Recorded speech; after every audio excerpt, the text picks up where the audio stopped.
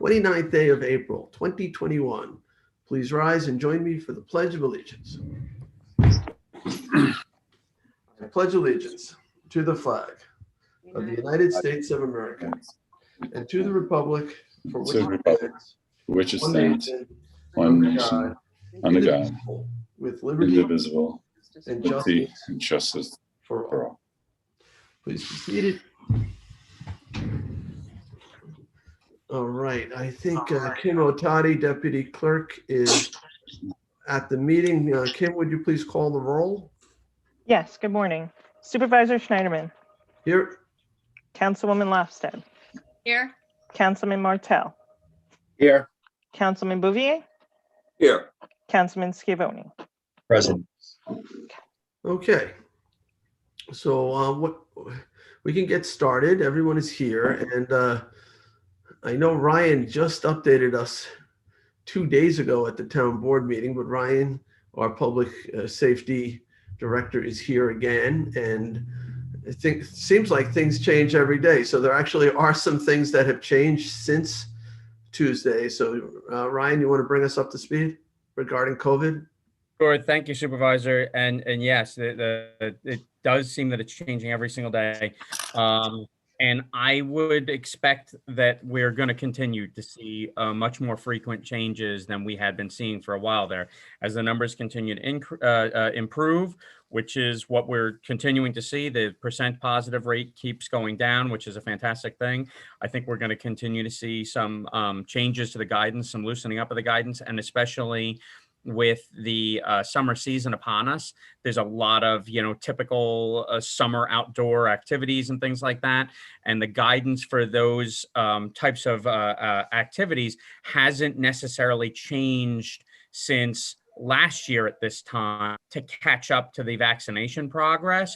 So I expect that we're going to continue to see updated guidance and new guidance from the state. And we know we have some guidance hopefully in the pipeline regarding beach guidance updates because that hasn't been changed since last year. So I think, as far as the public is concerned, stay tuned because there's going to be more changes in the coming weeks as well that are going to impact how we go about our daily lives. The probably the most important changes worth noting right now that have occurred between like 2 days ago and now. I think I mentioned a couple of days ago when we all spoke that beginning on the 29th, so that's today, all New York State mass vaccination sites will be open to all eligible individuals for walk-in appointments. That's a change. Last week, it was certain state mass vaccination sites were open to the 60 and over population for walk-in appointments. As of today, it's all state vaccination sites, which includes our Southampton College vaccination site, are open for walk-in appointments for all eligible people.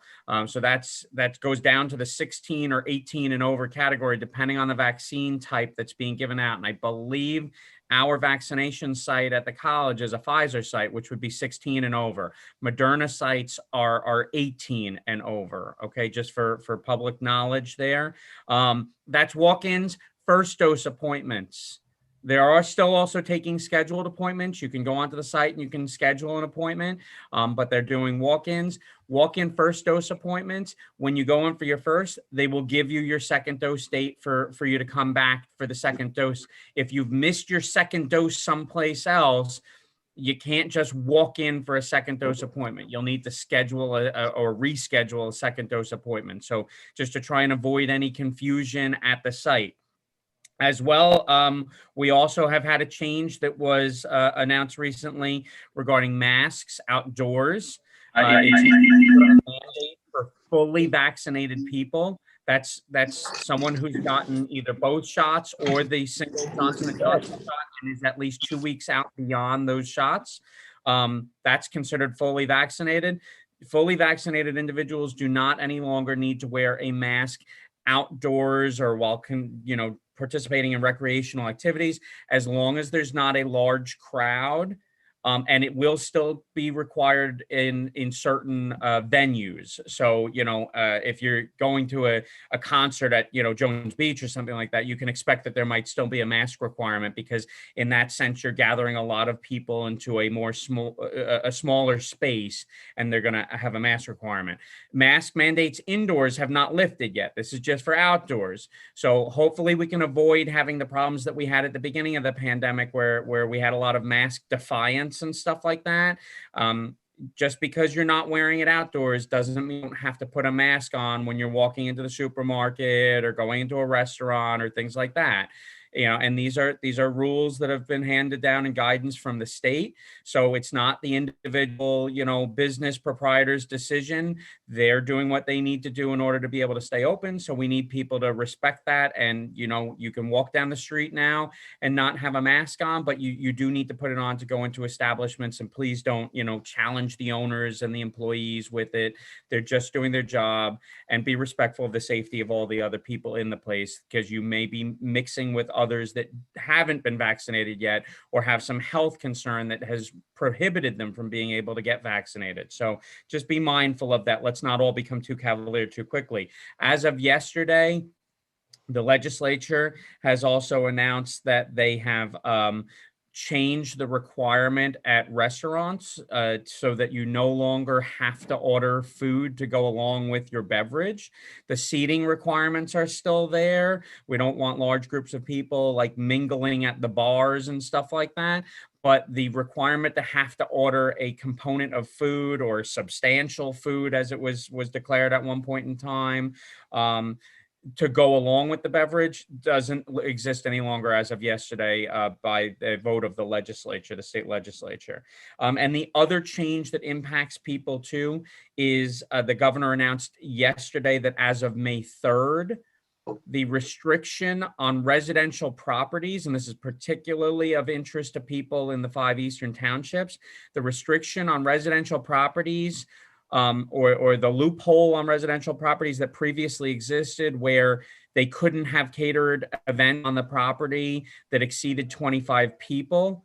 That has been lifted, and now residential properties can have catered events on the property that are in line with the rest of the catered events guidance, as long as the event is being run by a licensed or permitted caterer or special event organizer for the property. So you can now have an event if you have a large parcel of land and you wanted to have a wedding or a large party at it, that's within the catered event guidance. You can do that. This does not mean that you can spin up the barbecue and have 100 people over and just do it yourself. It's got to be done by a licensed or permitted caterer, so that we know that it's being done in a way that's consistent with the guidance and the safety regulations from the state. There have been some other changes that have been put in place or announced that are going to be going into effect very soon, with regards to like weddings and some of the dancing requirements at weddings, where previously it had to be, 36 square feet to a pod and then 6 foot of separation. I believe that the change to the wedding guidance now is going to reflect that people can dance at a wedding. They just have to be masked when they're out on the dance floor. So I guess essentially it turns your wedding into a masquerade ball, but it's a change that kind of is moving in the right direction, allowing people to be together just a little bit more without some of the really challenging logistical requirements that were being placed on some of these events that made it harder for someone to pull the event off too. And that's what I've got in the last 48 hours.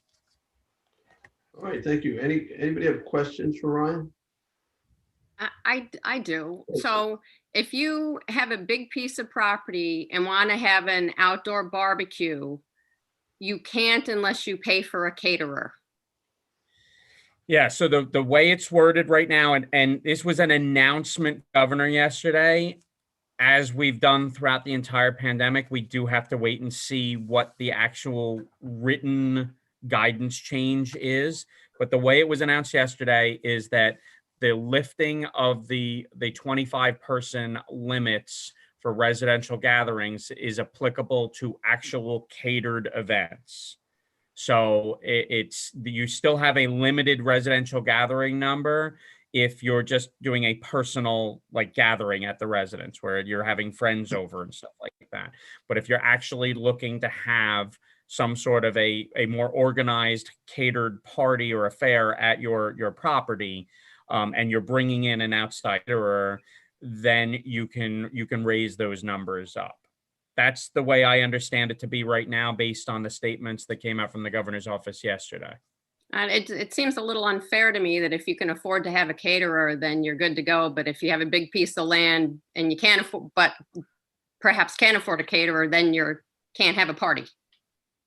Stood and agreed, and I think that this is a step in the right direction, because it was definitely not taking into consideration a lot of the larger parcels that we have and the ability that people have to host a large affair at their property before. So this is moving in the right direction in the sense that it recognizes that we can have this number of people on a residential property within the town of Southampton.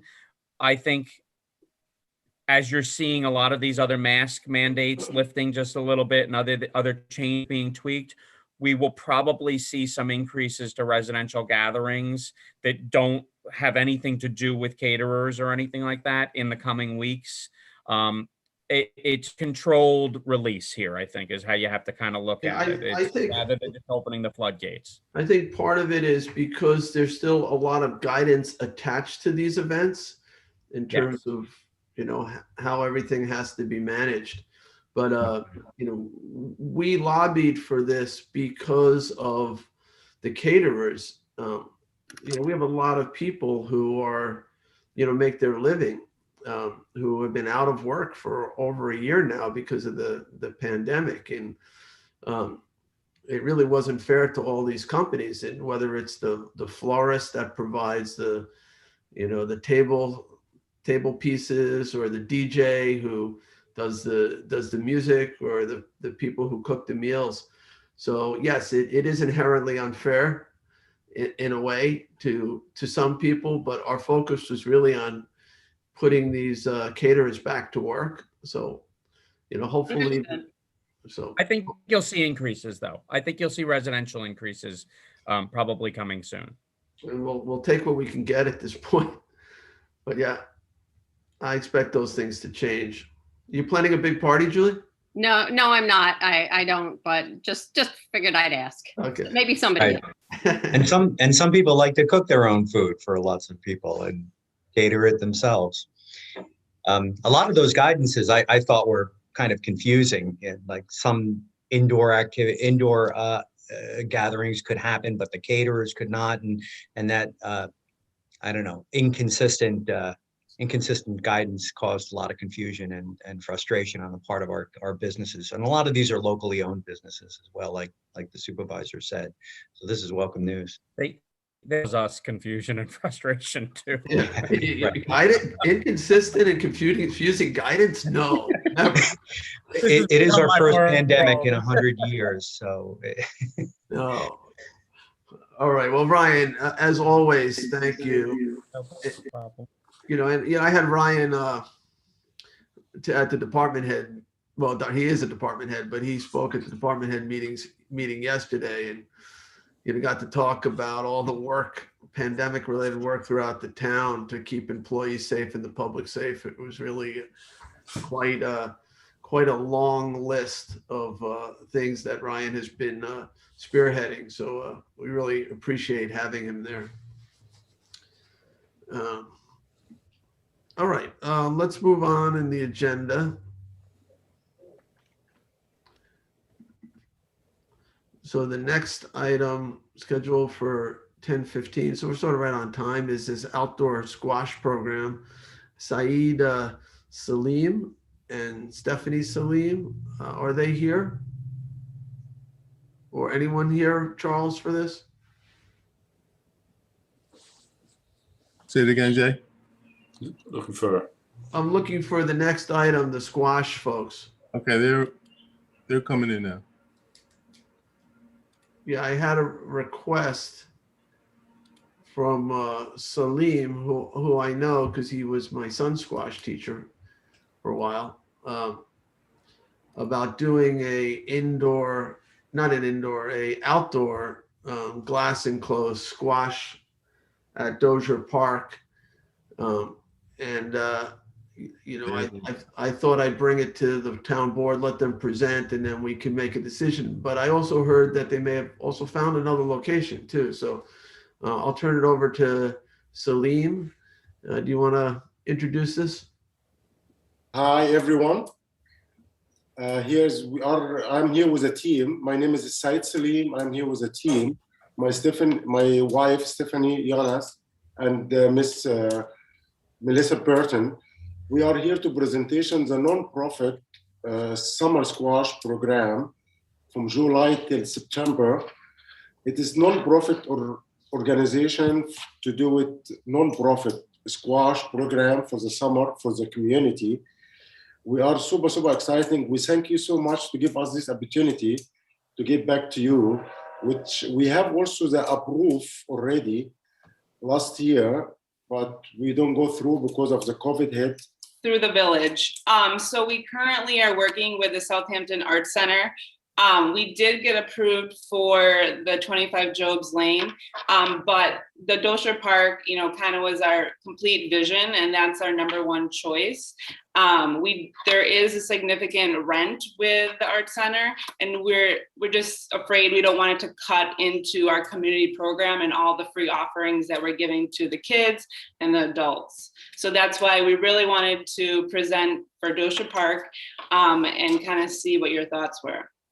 It's a temporary setup. When would it go up and when would it come down? So it's July 1st through September 31st. It is a temporary setup. It's a glass squash court through ASB. And then it has a cement component that we would put it on. So we would put the cement, and then we even were working with Gary that we can, you know, remove the cement and dispose it in the local area where they reuse the cement. And you're saying there's no profit basis? There's nobody's making money off the deal? Not really, no. What do you mean not? What do you mean by not really? It can be, we want to running like a small clinic, like for 2-3 hours a day. The rest will be free for everyone. But this 2-3 hours is just to finance the courses, the people who are working all day there. That's all. That means in this case is not really profit. Right. It would be some salaries, so people would be paid. Exactly. Right, just to cover our costs. Obviously, we're running behind schedule. It's, you know, late in April. We're looking to start this up July 1st. And we already ordered the court, and we still have to raise money. So, you know, we have a tight time frame. We finance till now everything with our money. So that's why we are now in very good position, actually. All what we needed, this will go forward. With the art center is a great location too, but we still see Dozier Park as non-profit, much better places, much better location, with more space to do it, to add it, pick a ball, to add it, ping pong, chess, or other activity too. So who would manage? Can I ask before we go on, what was the first parcel or the first address that you had brought up, and what's the address of the current place that you're asking for? Just so the public understands where we're talking about here. Sure. So last year, it all started with Agawam Park. That was our idea of just having like a 1-week thing. And then the village board offered Dozier Park. So then we were thinking, okay, that would be great, but let's make it a whole summer program so we can really get the local kids involved and really provide them with squash instruction. So we were kind of moving forward with Dozier Park. Then when we heard from Lisa that might not be a go because of the CPF land, we then, the village kind of directed us to 25 Jobs Lane. So that's, I don't know if you're familiar where Soul Cycle was last year, by the parking lot, by Rite Aid. So it would be right there, is where we're talking to the Art Center. Okay, thank you. So can you explain a little bit on how it's managed? You said it's not for profit. Is there a 501c3 that's overseeing it, or is the Village Parks Department overseeing it? And how do you control who gets to play and when? So it's a 501c, and I don't know if you've all seen our presentation that we sent over. I have it up if we want to go through it, but we outlined a schedule that we can modify. But we have different time slots. So we have in the mornings, open door. We were thinking about even adding like a tourist slot where people could play like a mini pickleball if there's interest. Then there's round robins for women and then open for all adults. And then we have the elementary, middle, and high school programs throughout the day. Then whatever else we have scheduled in the different timeframes, if the court is free, then it's open to anyone to come play. Now, there's a couple of questions I have. One is because CPF is so highly regulated, I don't know that we can do this, but it's possible.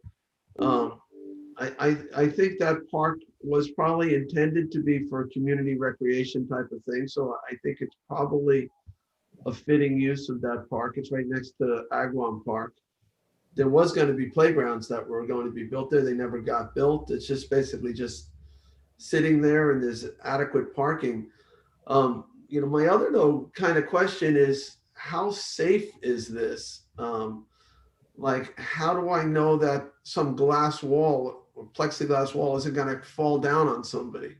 So that is 100% safe. This company exists for more than 50, 60 years. It's a German company. They're working in this for a long, long time. They having this kind of court already transferred to United States. It's played a lot of tournament of this court.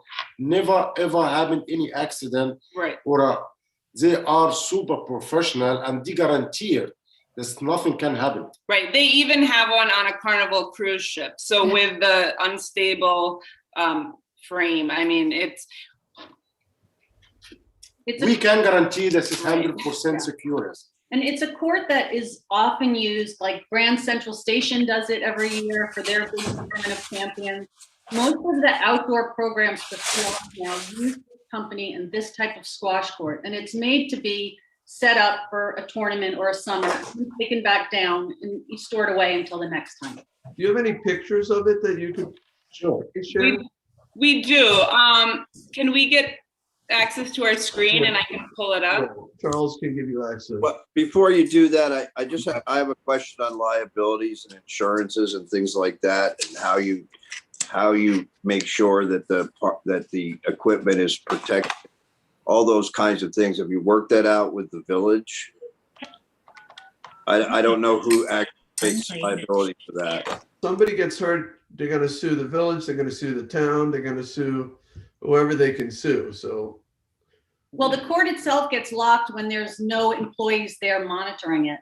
And we did discuss security with the village board, and that's something that is a negotiation at this point in terms of where the court ends up. So if we end up at Dosher Park, then it's either the local police department that's monitoring every place else at night when the courts are locked down.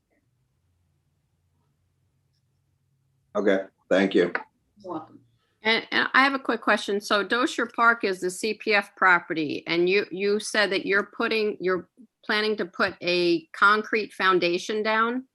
So it'd be a wood box with the concrete in it, and then we would then remove it at the end of September 31st. Is Lisa on? Are we allowed to put although I understand it's temporary, you're still putting concrete down on CPF property? I don't know. That's the only way to do it. Yeah, That is the only way to do it. No, I understand from your point of view. I'm just wondering from CPF point of view. Yeah. We can take a look at that, Julie. If it's temporary, my gut feeling is probably okay, but we'll confirm that.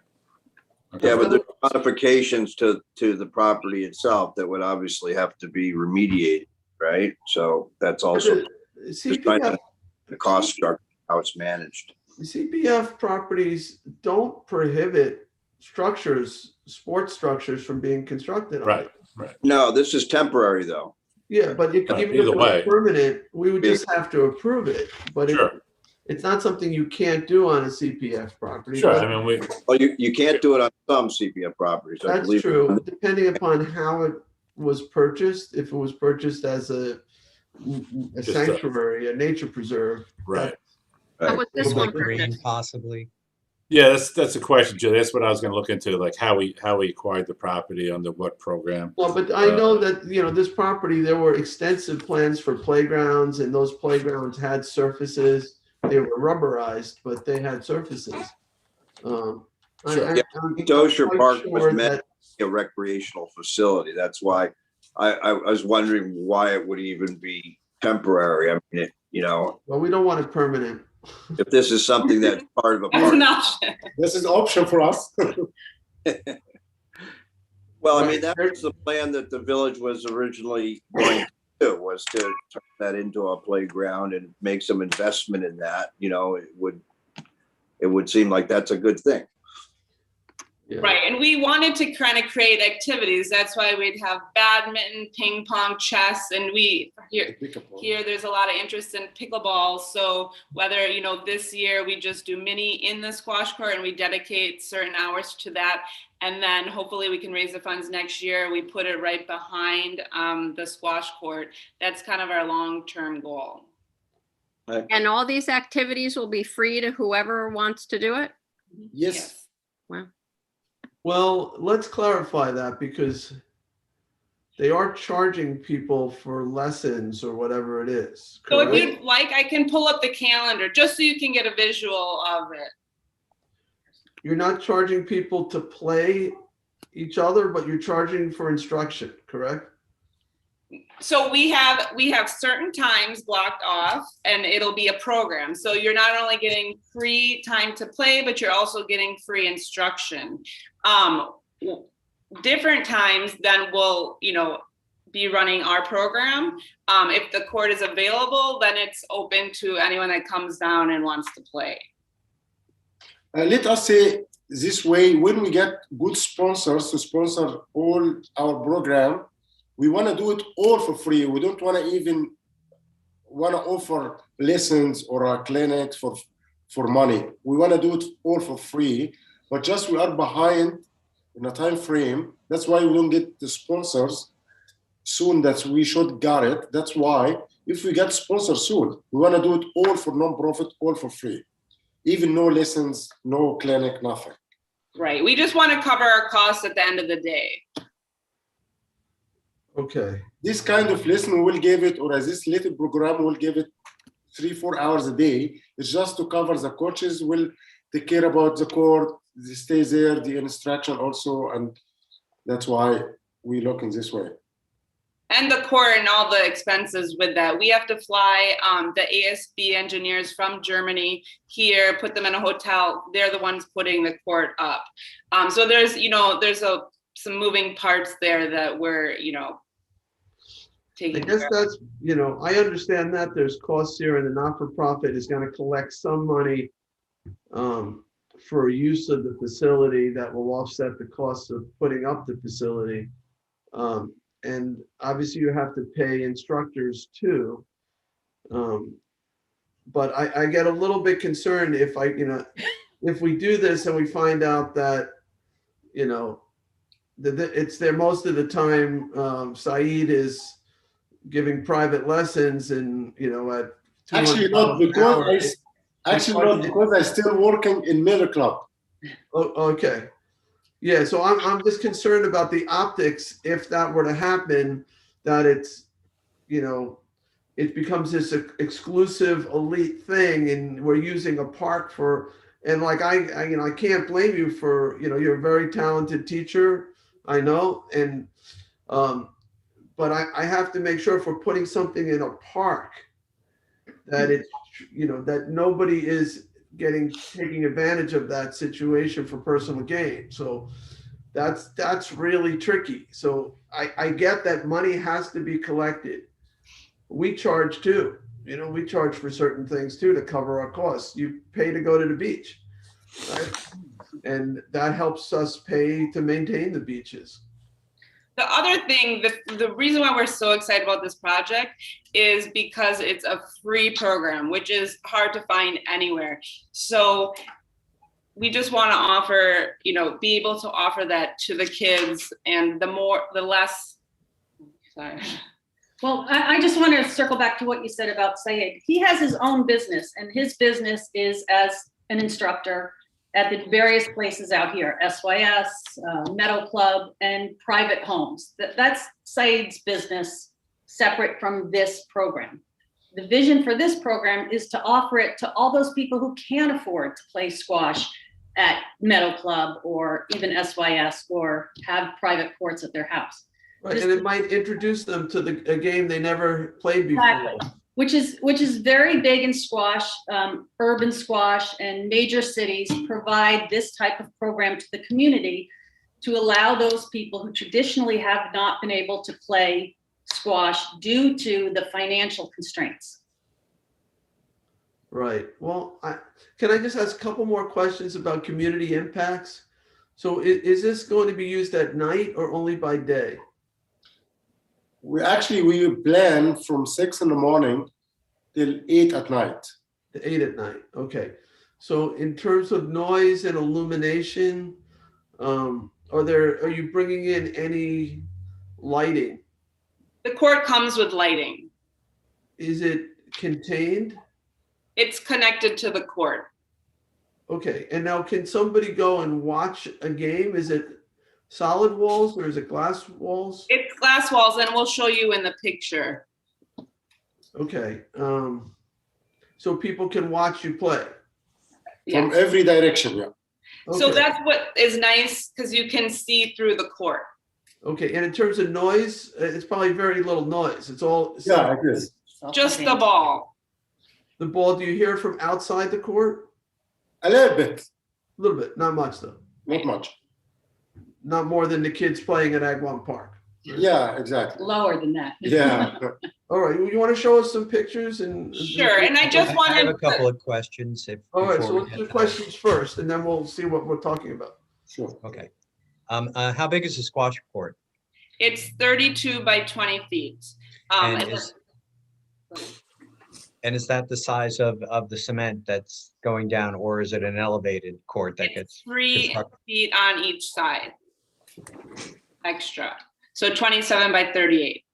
And, okay, so is that the size of the cement that would be poured? Okay. Yes. And how much, as far as electric service, how much electricity would this require? And is there a current service? I don't know, that's probably not for you, but maybe for Lisa or somebody. We don't have the specific wattage or anything. Yeah. And that's fine. I'm more concerned about like getting a service in and mounting the meter, and that's going to take Right. something. I think there's power near there for certain, because I think there's some lights in Agawam Park. Right. Last year, Oh, there were It actually. can happen. I know. It's just a question of how. That's what I'm asking. Yeah, and we wouldn't need electricity until dusk, between, and I don't even think in the summertime, because it Yeah, stays exactly. light for so long. So the Right, amount in of the early part of the electricity that summer. we need is very, very minimal. Okay, thank you. Those are my two questions. So I had a question. I've seen this before, like at Grand Central Station, and I've seen them indoors, but I've never seen them outdoors. Is there anything in particular that's different with having this structure outdoors, either wind loading or rain and all the rest of that as far as maintenance goes? I'm just curious. No, I mean, the main difference, if you have seen the court at Grand Central Station, you can see that you can see inside from all different sides, whereas an indoor court, you can only have the back wall as you viewing, or, from a second floor. These courts are designed to be set up outside. So they are wind resistant, weather resistant, rain resistant. Yeah, I'm just They're not people with- traditionally, they're with not rough traditionally, glass. yeah. They're not usually put inside like they are at Grand Central Station. However, for that, it's to get the most people viewing it. Yeah, from people above, being able to look down, that's the big attraction. In this case, you wouldn't have bleachers of any sort. It would be on a horizontal level. Okay. All right. Thank you. Is there any roof structure, or is it open air on top? It's open air. It's open air on top. Because the glass, the floor is glass, that's why the rain doesn't affect the court. And it will run out. Maybe, down the road, we could look into it, if it was something we see would be beneficial. But the outdoor courts that they have currently set up, they're all without a roof. Right. So I just also got a question from someone, Ryan Murphy. He's just questioning, it's a good question. Is the modular construction been approved by New York State? We're subject to those rules and regulations. It's a very good question. As a structure. Oh, I would have to check to verify that, but they do have it downtown in Manhattan. So I'm almost positive that it. Yeah, it's something definitely you should check out because they have these weird rules and regulations. It's a little different, but being as it's outside. So it's just something you ought to check on. Oh, they have an outside one as well. Yeah. They have the town engineer take a look at it, and the village has to approve the structure too. So you're going to have two engineers looking. Well, at the overriding thing is New York state law. Yeah, Supervisor, when it comes to modular construction, actually the state has to approve the designs. We in the village would have approval roles in the process too. But if you're going to drop a modular design, garage or house or structure, any place within the state, and I believe the city's actually outside that jurisdiction. Typically, they don't fall underneath state code jurisdiction. Modular designs have to be approved by the state of New York. So that was my only concern there, is just making sure that it had the state certification or approval if it's a modular structure. Yeah, thanks for the question, Ryan. Didn't mean to drag you in. Yeah, we could do, if we're going to move this forward, we can certainly do it contingent on certification of the structure by the company, that it's compliant with New York state laws. That would be the case whether they went to this property or the cultural center, art center. Yeah, either way. Okay, do you want to show us some images? Sure. And while you're loading that, in terms of COVID, I don't know what the summer is going to be like, and I don't know exactly what the rules are in terms of wearing masks while playing squash. But you guys would be responsible then for making sure you comply with whatever COVID restrictions there are. We have the guideline from US Squash. We have guideline and rules for the court. Okay. Right, and we'll follow up. Can everyone see our screen? No. No. Do we need to do anything? Tap to share, hit the share button. Ryan, just quickly while you're on here, what would be the rule of a structure without a roof? Is that indoors or outdoors? I would defer to Janice and Dennis on that one. Okay. It's still whether roof or not, it's still a structure. So I think Julie's asking about COVID. Is it the COVID? Oh, well, both. So when it comes to COVID, it's typically been, so if we look at it almost like we look at the tents, there can be no more than 2 side walls on a tent, but it can have obviously the tent canopy up. So if it's protected on 4 sides with walls, but the roof's open, I mean, I personally think that allows enough of an air exchange because it really does create an open air environment. It's just shielded on the sides. I think you'd probably be okay, but we'd have to delve into the guidance a little bit more on it just to be sure, because it's a bit of a unique situation. I mean, I would think if COVID were active in a small confined space like that with high walls, I would think the probability of getting COVID, if you're playing with somebody who's positive, is pretty high, particularly with all the, the heavy, breathing from running around. So.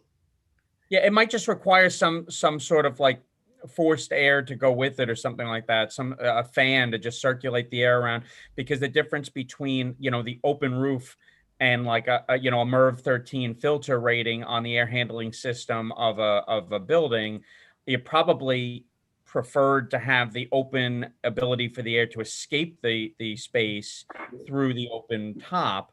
But we'd have to look at it just a little bit more closely. Certainly, if you have two people playing and they're both fully vaccinated, No worries. I don't think they need to wear masks in that environment, personally.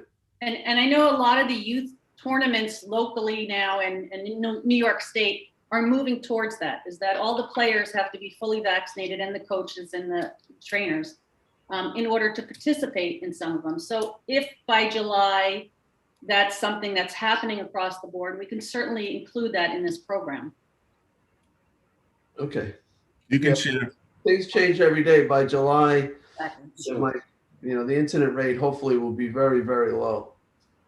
And most people will be vaccinated. Right.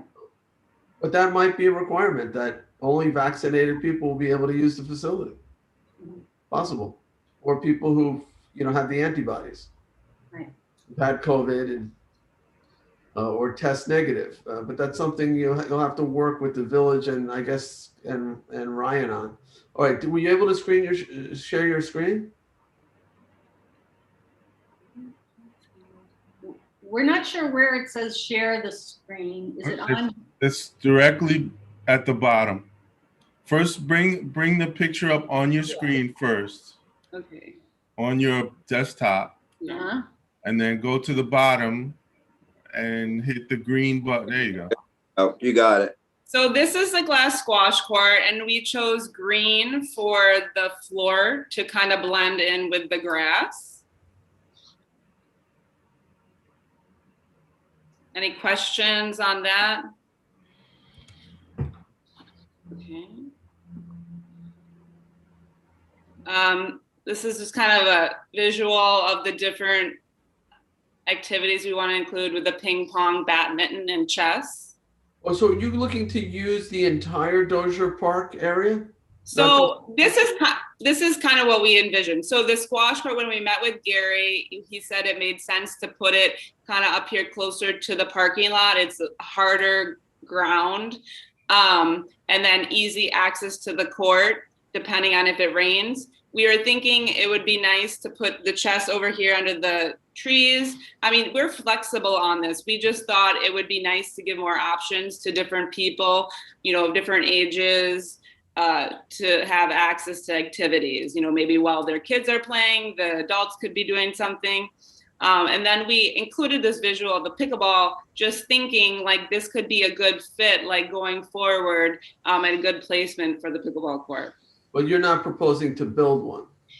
Well, We work with Mr. Vinny right. from SYS, and if we can get court. And if we can get the funding, we would love to. It's just, we're, obviously have a tight time frame, and we got to get the funding for the squash court. And then we would love to include the pickleball. Uh-huh.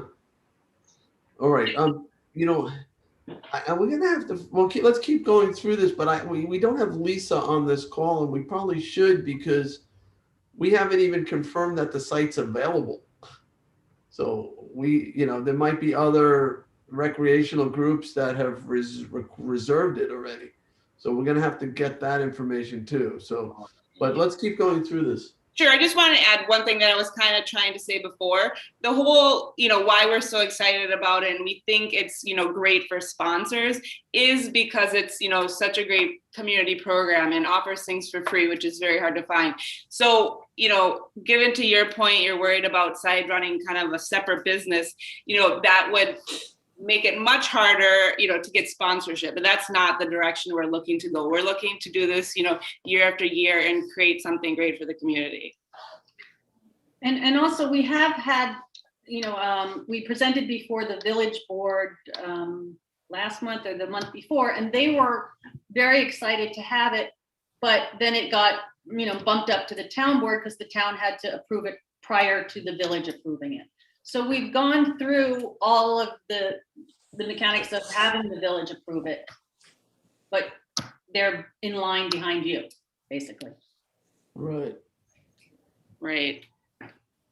So this is just kind of, we want to have like an opening day, a kickoff to create excitement, get everyone, on board, have a special day. And then this is a sample schedule. So all the green you see is the blocked off time for the free program. So this is Monday through Friday, Saturday and Sunday. We wanted to, when the pickleball came into the picture, we were thinking we could bump this all down and add an additional like 2 hours in the morning for pickleball. And then, so you'll see we have like 9 to 11, that's for the elementary. And then we have in the afternoon, we have the middle and high school. So these white can be open to, lessons or round robins, adults come down and they want to play, the court's open, then they can play. We want to also invite some non-profit organization like Street Squash and City Squash. That's why we block this kind of hours for us to invite other people to come to enjoy the court too. Are you gonna do any like tournament play? Yes. So we would like to. So Like just as a demonstration, like I would like to watch, Saeed play somebody who's at his level. That would be kind of fun. For the college students that are here. No, we bring number one in the world. Will be here. We'll work in a camp in SYS, and he will come have an exhibition match. We'll have the best two girls in the United States, Amanda Sobhi and Sabrina Sobhi, graduate from Harvard. They will come and have exhibition match to show the highest level of sport. So we have a lot of going on actually. Yeah. Right. So our goal was to have a college open, because usually once you go to college and play squash, you never come back and play each other. So a lot of families are here staying. So we thought it'd be fun to, get those kids together and have, a small tournament. And then do a junior tournament as well. These would be late in August, hopefully COVID is fine by then. And all this tournament will coordinate it. We'll play it also in SYS, because there will be a lot of matches. We can play all these matches in one court. That's why we are partner with SYS. We work very close with them. It was my first job, 2008. I started in SYS. I still work back and forth in SYS. And that's why all these matches on program, we want to also transfer it in the winter to SYS to continue the after school program.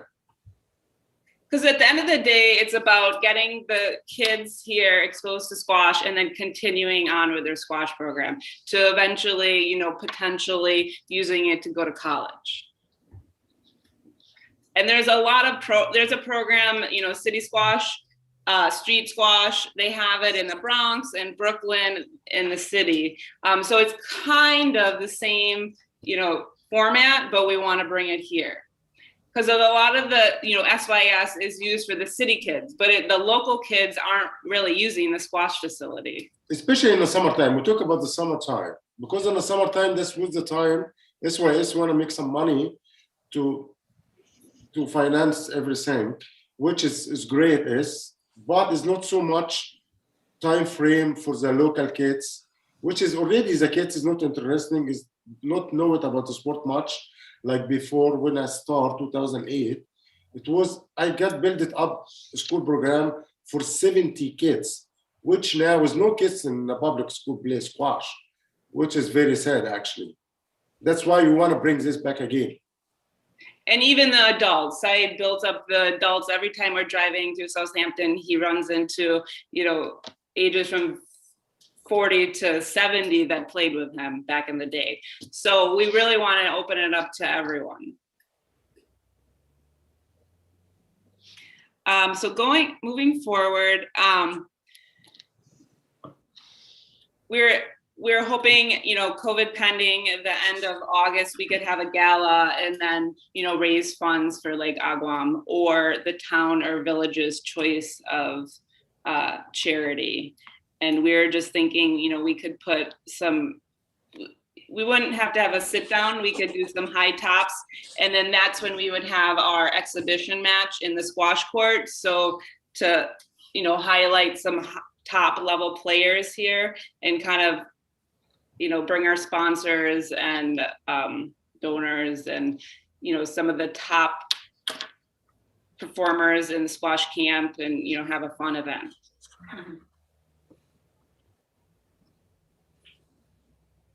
So I think that's, just go back to the computer. You know, one question, Jay, that needs to be asked, we need to talk with Lisa about fundraising and things like that on these properties too. So there are some restrictions involved with that as well. So I think we need to speak with Lisa, obviously, as soon as possible. Yeah, I think if it's fundraising for the not-for-profit, it's probably okay. We would have to sort of approve this as almost like a very long special event, or at least the fundraiser as one event, and the squash court as a temporary recreational facility. Yep. I think it's probably all legal. I right now I don't know though that it doesn't conflict. The way it's being proposed conflicts with any other user group. So we would have to sort of make Dozier Park unavailable to other potential users. So we need to sort that out. I originally thought it was just a corner of Dozier Park. Well, potentially. Yeah, potentially. We're flexible. So all of this, we're flexible. That's why we really wanted to like touch base with all of you.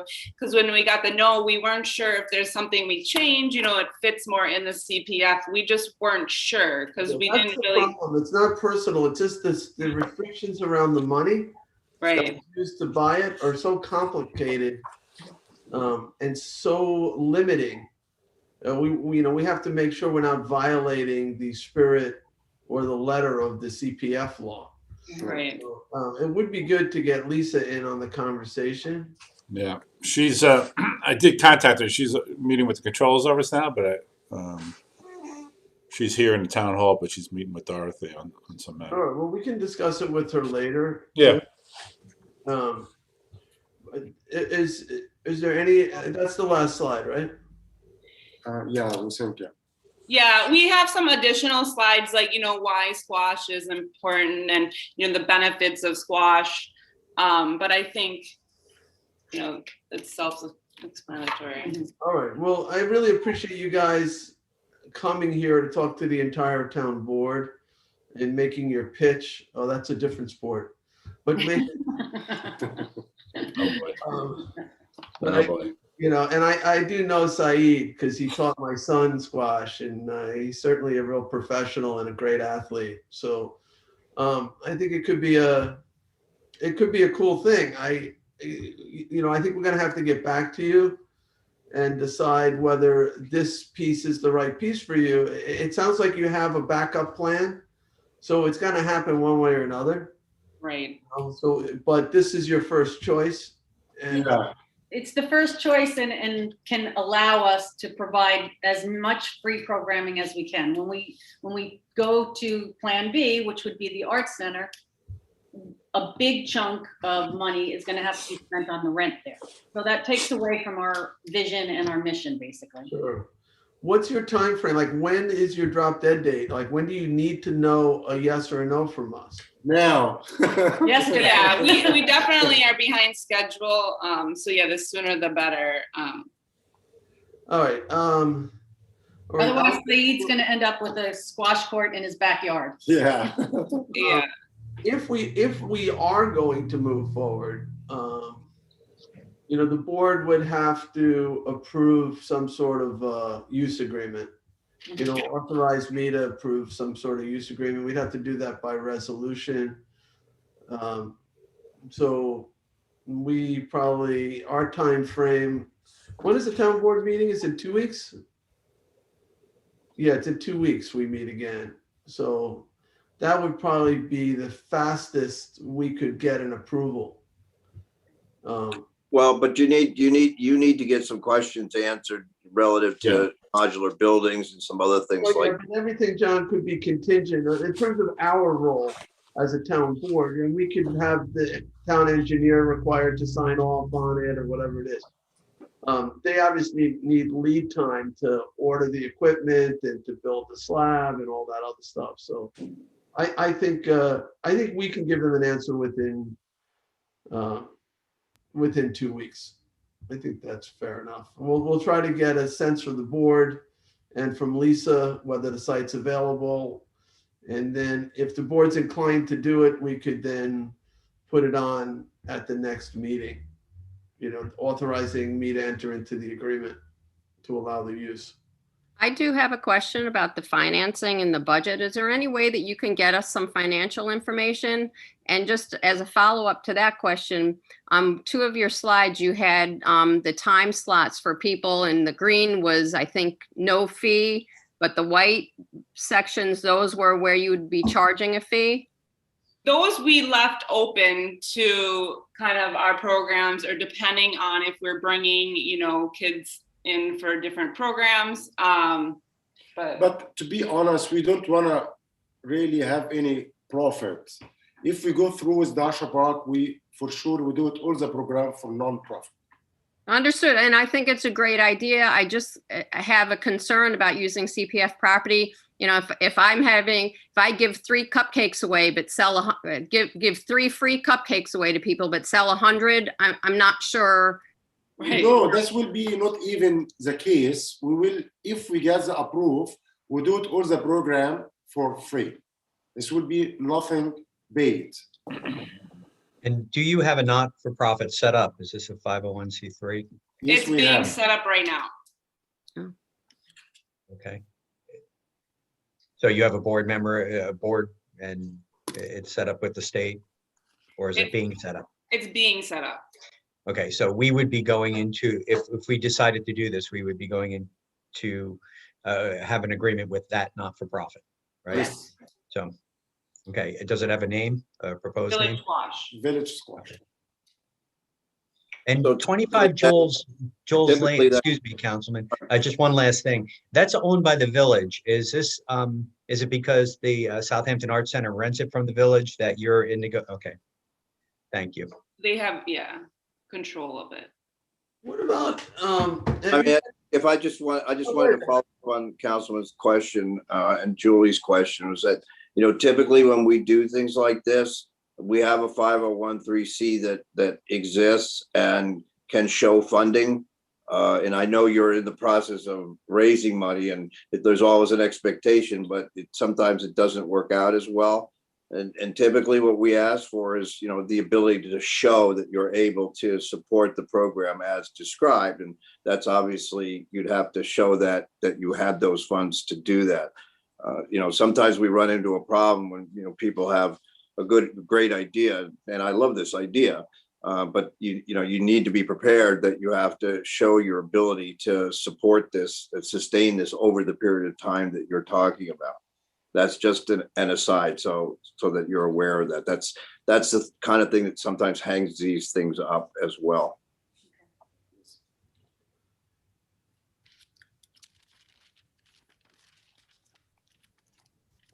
Well, I didn't mean to shut everybody up. can I ask, so I know there's a concern about the art center and the rent. There may be, because I'm getting a text from Lisa, there may be a conflict here with a camp that is supposed to happen there. SYS may have already been given some sort of go-ahead to do a youth camp at Dozier Park. There's another park that we have on Moses Lane in the village. Have you looked at that at all? Yeah, we looked at all of the parks, but we think being in the village is, most beneficial. Is being downtown. Sponsors and everything. And to provide, Easy foot access. traffic to the local stores. I mean, when people are waiting, because there's typically 2 people on the court at one time. You have a lot of people that are going to come into the town to play and then walk around when they're waiting their 45 minutes to get on the court. Right, but if it's already reserved, we're gonna have an issue, but we can look into that. That's why I'm looking for some options. I just want to see if there's any other CPF parcels in the village. Just give me a second here. Any other questions while I look this up? No, but it's certainly notable to say that something like this would anchor the village and provide some activity. And even if you're not playing, I'm sure people would come down and watch because it's interesting. It's an amazing game to watch. It's a one of the fastest games. You have to be in the best shape of any sport. And it's really interesting and exciting. We think that will help also the business and the restaurants and the crowd to get more people. New people also never maybe come to Southampton. We try to get international people to coming to visit. Is that player or is that some of the family love to have something like this, to see something like this live in the heart of Southampton. And then we can grow worldwide. Look like Grand Central was one of the example how big it can be. Right, and also bringing people from Sag Harbor, East Hampton, usually they stay in their own village, but they don't have access to a squash court. So bringing those people to Southampton as well. So it's too bad it doesn't have a roof. It sounds like I used to play volleyball, not volleyball, which you don't have a roof, which is, court's almost perfect for that too. If you had a glass roof, that would just be, that's exciting. Well, if the town would like to offer it year round, right, we will get a roof on it. How big of a property do you need? 27 by 38 with that's the cement. Because there's another property that is a half an acre. I don't know how the village would feel about it. It's across the street from the library. I think it's where they, it's also sort of across the street from Rite Aid. It's where they sort of set up some. Oh yeah. It's just a green triangle. Uh-huh. They set up some Christmas decorations there sometimes, like maple. Oh, Yeah, that'd be great too. Yeah. I mean, it's similar to Doja Park in terms of location. That would be highly visible. It might be a distraction to drivers. We just thought Dozier Park, it was a nice layout with, the open area. A lot of people have been picnicking there recently. And then you have the playground and then there's more activities. We just thought it was a good compilation of everything.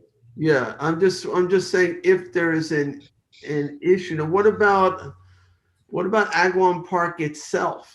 That'd be great. That would be the our best. vision. This was my dream since 2009. Gary was worried because of the who else owns it with them?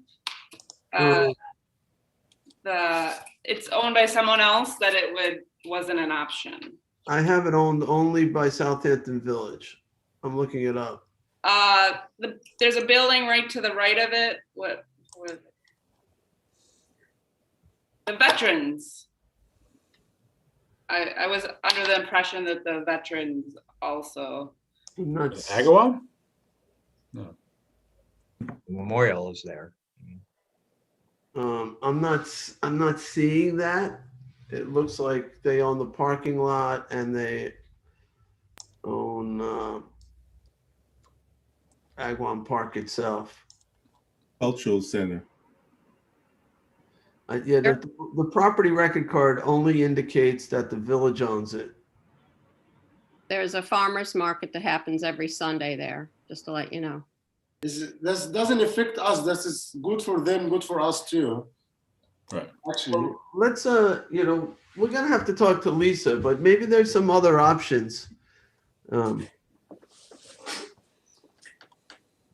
Yeah, Agawam Park would be ideal. It would really be a great location. And as far as the picture that we showed you with various things around the court, that was just our vision to fill Dozier Park, because originally when we started this, Dozier Park was just going to be empty. And we thought, well, one little court in the corner was, not enough. So we would fill that space. if it were switched to Agawam Park, we would just have the court there, and then you still have a majority of Agawam Park open for the farmers market and the families that play there all around the court. I'm also thinking, like, even, I don't know if Dozier is reserved. It's possible that there's that, if you were only using that back corner, Mhm.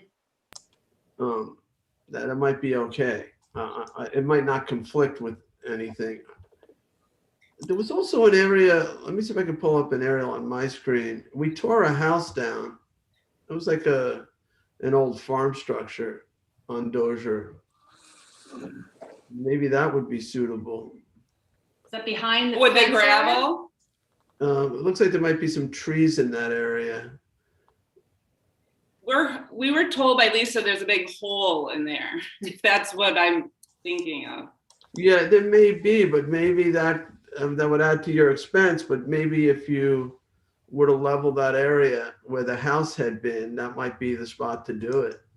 So it is closer to residential structures in that spot. Yeah. To the left of Dozier? The southeast Dozier corner. is sort of a big square, right? It's would be in the southeast corner of Dozier, possibly. That's where we had removed the home. Mhm. Maybe not a home, but a farm building. So, we have to talk to Lisa to see what promises have been made for Dozier. And, if there's a camp that's operating there all summer, it's going to be hard to do this. Unless they're not using the entirety of the property.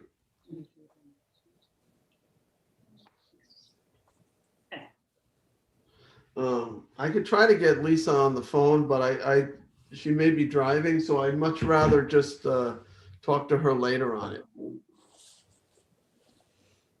So, But, we'll see if we can come up with something. great. Sure. Well, we appreciate the meeting and we look forward to your feedback. We thank you so much for this opportunity, all of you guys. Yeah, absolutely. All right, thank you, everybody. Thank you. So much. Right. Thank you. Okay, next up, we're going to have a conversation about Sag Main Beach parking. We're going to bring Kristen Doulos, our town parks director, in. Kara Back, assistant town attorney. Ryan will join us on this conversation too. So let me sort of set this one up.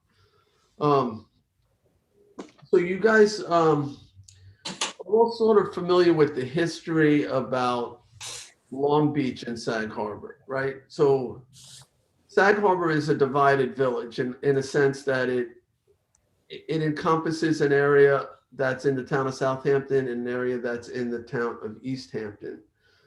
And so there was a promise made when the town was given Long Beach or acquired I don't know the entire story, Tommy John may know it better, that it would be available to all village residents, regardless of whether they lived on the East Hampton side and the Southampton side.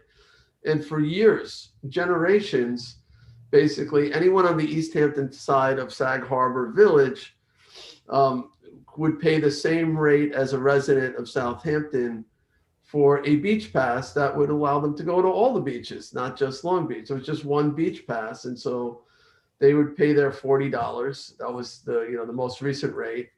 And they would get the same privileges as somebody who's a taxpayer in Southampton. Obviously, $40 a year doesn't cover the costs of maintaining all of our parks. And not even close. So it's in your tax bill when you pay property taxes. So it really was an unfair gift to give these people from East Hampton who are entitled to go to Long Beach the right to go everywhere. And so this year we changed it and we said, you can pay your $40 still, but it only gets you to Long Beach.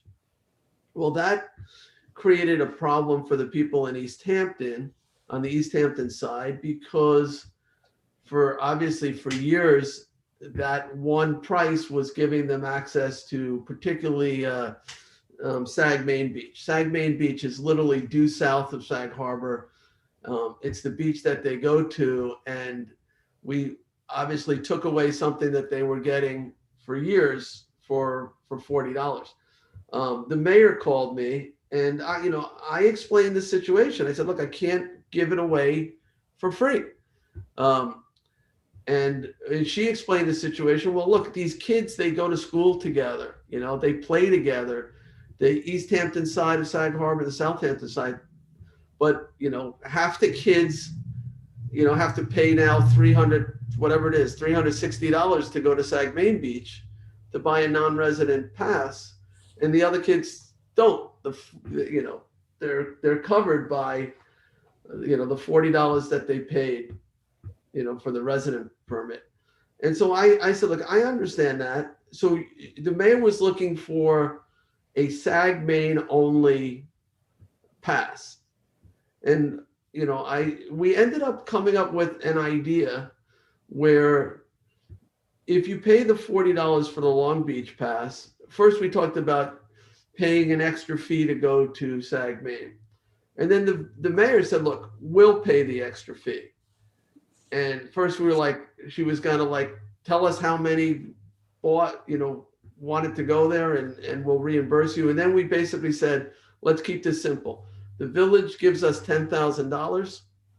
Village gives us $10,000 and we will let the East Hampton side of Sag Harbor park at Sag Main as long as they have paid the $40 for the Long Beach pass.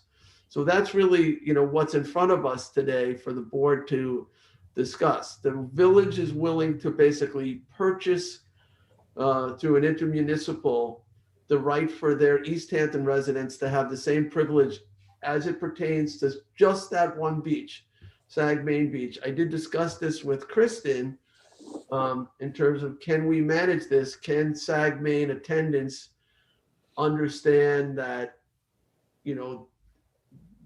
anybody can park there as long as they have the town resident pass or the Long Beach pass? And Kristen indicated that that was something that they could manage. So that's sort of the background here. And, with that, I don't know what more there is even to say, because I think I've explained it all. But let me, I asked Kristen to come on a work session so we could discuss this and decide whether, we think this is a good thing to do. I certainly understand the impact it's having on, there's a lot of working class people in this area, and to pay $360 for something that they've had for free or for $40 for forever is really having an impact. So this seems like a neighborly way to handle it. And I know Kristen's been crunching numbers. Before we started charging, obviously all we would have gotten was the $40, which we're already getting for Long Beach. So we're ahead to start. But so anything they pay is in addition to what it had been before we changed the rule. So we would potentially be $10,000 ahead, but not necessarily ahead of where we would be if we made everybody buy the permit. So Kristen, do you want to talk a little bit about that? Yeah, I think you covered a lot of it. Like you said, if they were to pay the $10,000, we would be 10,000 ahead of what we typically were in years past. I don't know how much we would have taken in this season if people would have opted to buy that non-resident $360 permit, or if they would have continued to buy a Long Beach permit for $40. So it's hard to gauge how much potential lost revenue there could be from amending it back to allowing them for Sag Main. We do have some figures in terms of, we think there's approximately 900 properties in the East Hampton side of the village of Sag Harbor. So those are all people who would potentially buy the permit, or it could even be more than that if there's multiple people within a household. We've never tracked how many we've sold to East Hampton Sag Harbor village residents in the past because they were entitled to the resident permit. So we were just looking for a Sag Harbor registration address, Sag Harbor address on their vehicle registration. So we weren't really like parsing out who was East Hampton and Southampton at that point. However, we would guesstimate it was probably around 400 to 500 permits that were sold to folks who are on that East Hampton side. So again, it's hard to predict how many would have actually bought the non-resident permit, if they would have just stuck with the Long Beach permit, or whatever that may be. So Only yeah, I nine- mean, only gotta 9 take so far, right, Kristen? Only 9 paid for that $360 permit. we've sold 9 so far, correct. But we've only sold 1 Long Beach permit so far. So I think there's still an awful lot of people who are either waiting to see what happens with this permit or are just gonna try to buy it at the beach, maybe hoping that they'll be able to talk an attendant into giving it to them. Right now, we're just selling them online. There might be So some people it's who hard want to go predict, and if they want to go to, Mecox or Scott Cameron or Flying Okay, Point. I was going to bring that up, and this is an important point for the people They of still would- Sag Harbor. there might be some people on the East Hampton side that want the full access pass that are willing to pay the $360. I'd like to, Jay, and everyone, I was waiting for the right time to kind of chime in here on this, is that the people of Sag Harbor go either to Sag Main Beach or Scott Cameron. Some go to Mecox, but it's really, there's a significant portion of people that go to Scott Cameron. I have a concern. I like this idea, and I think that this is a viable alternative. I am concerned that the folks who generally go to Scott Cameron Beach would now go to Sag Main Beach, which would make that parking lot that much more full, that it would kind of displace some folks. So I'm wondering if we could open this up to Scott Cameron and while we're at it, Mecox, as well as Sag Main Beach. well, if I may, I think Mecox and Scott Cameron actually fill up quicker than Sag Main, and Scott Cameron is a resident only beach. We don't sell dailies there. We don't allow non-resident permits in there. It's resident only. So that's just something to take into consideration in making that decision also. But you're correct in that the feedback I've received from some staff that live in the Sag Harbor area and, have been speaking to a lot of their neighbors that, yes, that's, they certainly, it isn't just Sag Main that they typically go to. It, Mecox and Scott Cameron have always been in that formula as well. Right. And my concern is that those folks who go to Scott Cameron, and there are families that have been there for years, as well as, the kids that grew up in Sag Harbor and other places, that they'll now have to go to Sag Main, and it'll fill that parking lot up as well. I just think that's a better I plan. don't really have an objection if we want to, if Kristen says that she can manage it at Scott Cameron, Mecox, and Sag Main. I guess we would not include anything, I guess, west of Mecox, right? That's all sort of east of Mecox. If Kristen says that's okay, and we're okay with the $10,000 fee, and I don't have a problem with adding those 2 additional beaches, at least for this year, and testing it out. It doesn't have to be just Sag Main. The mayor presented it to me as just Sag Main. She didn't mention the other beaches, and so it never came up in our conversation. It was $10,000 for Sag Main. I mean, in terms of managing it, I don't foresee it being an issue for our staff. We would just tell them that a Long Beach permit can be accepted at those beaches. I think it's, probably ultimately up to you guys what you want to allow for. Yeah, well, they're paying for it. The village is paying, so the residents don't have to.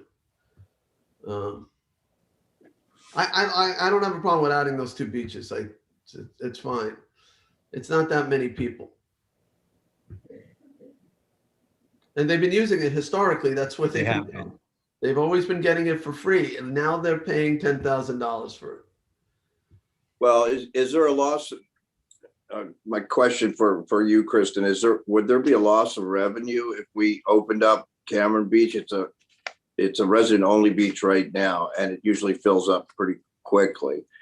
So would there be a loss of revenue if we included that beach into this concept? not just from a management standpoint, but just from a revenue to manage?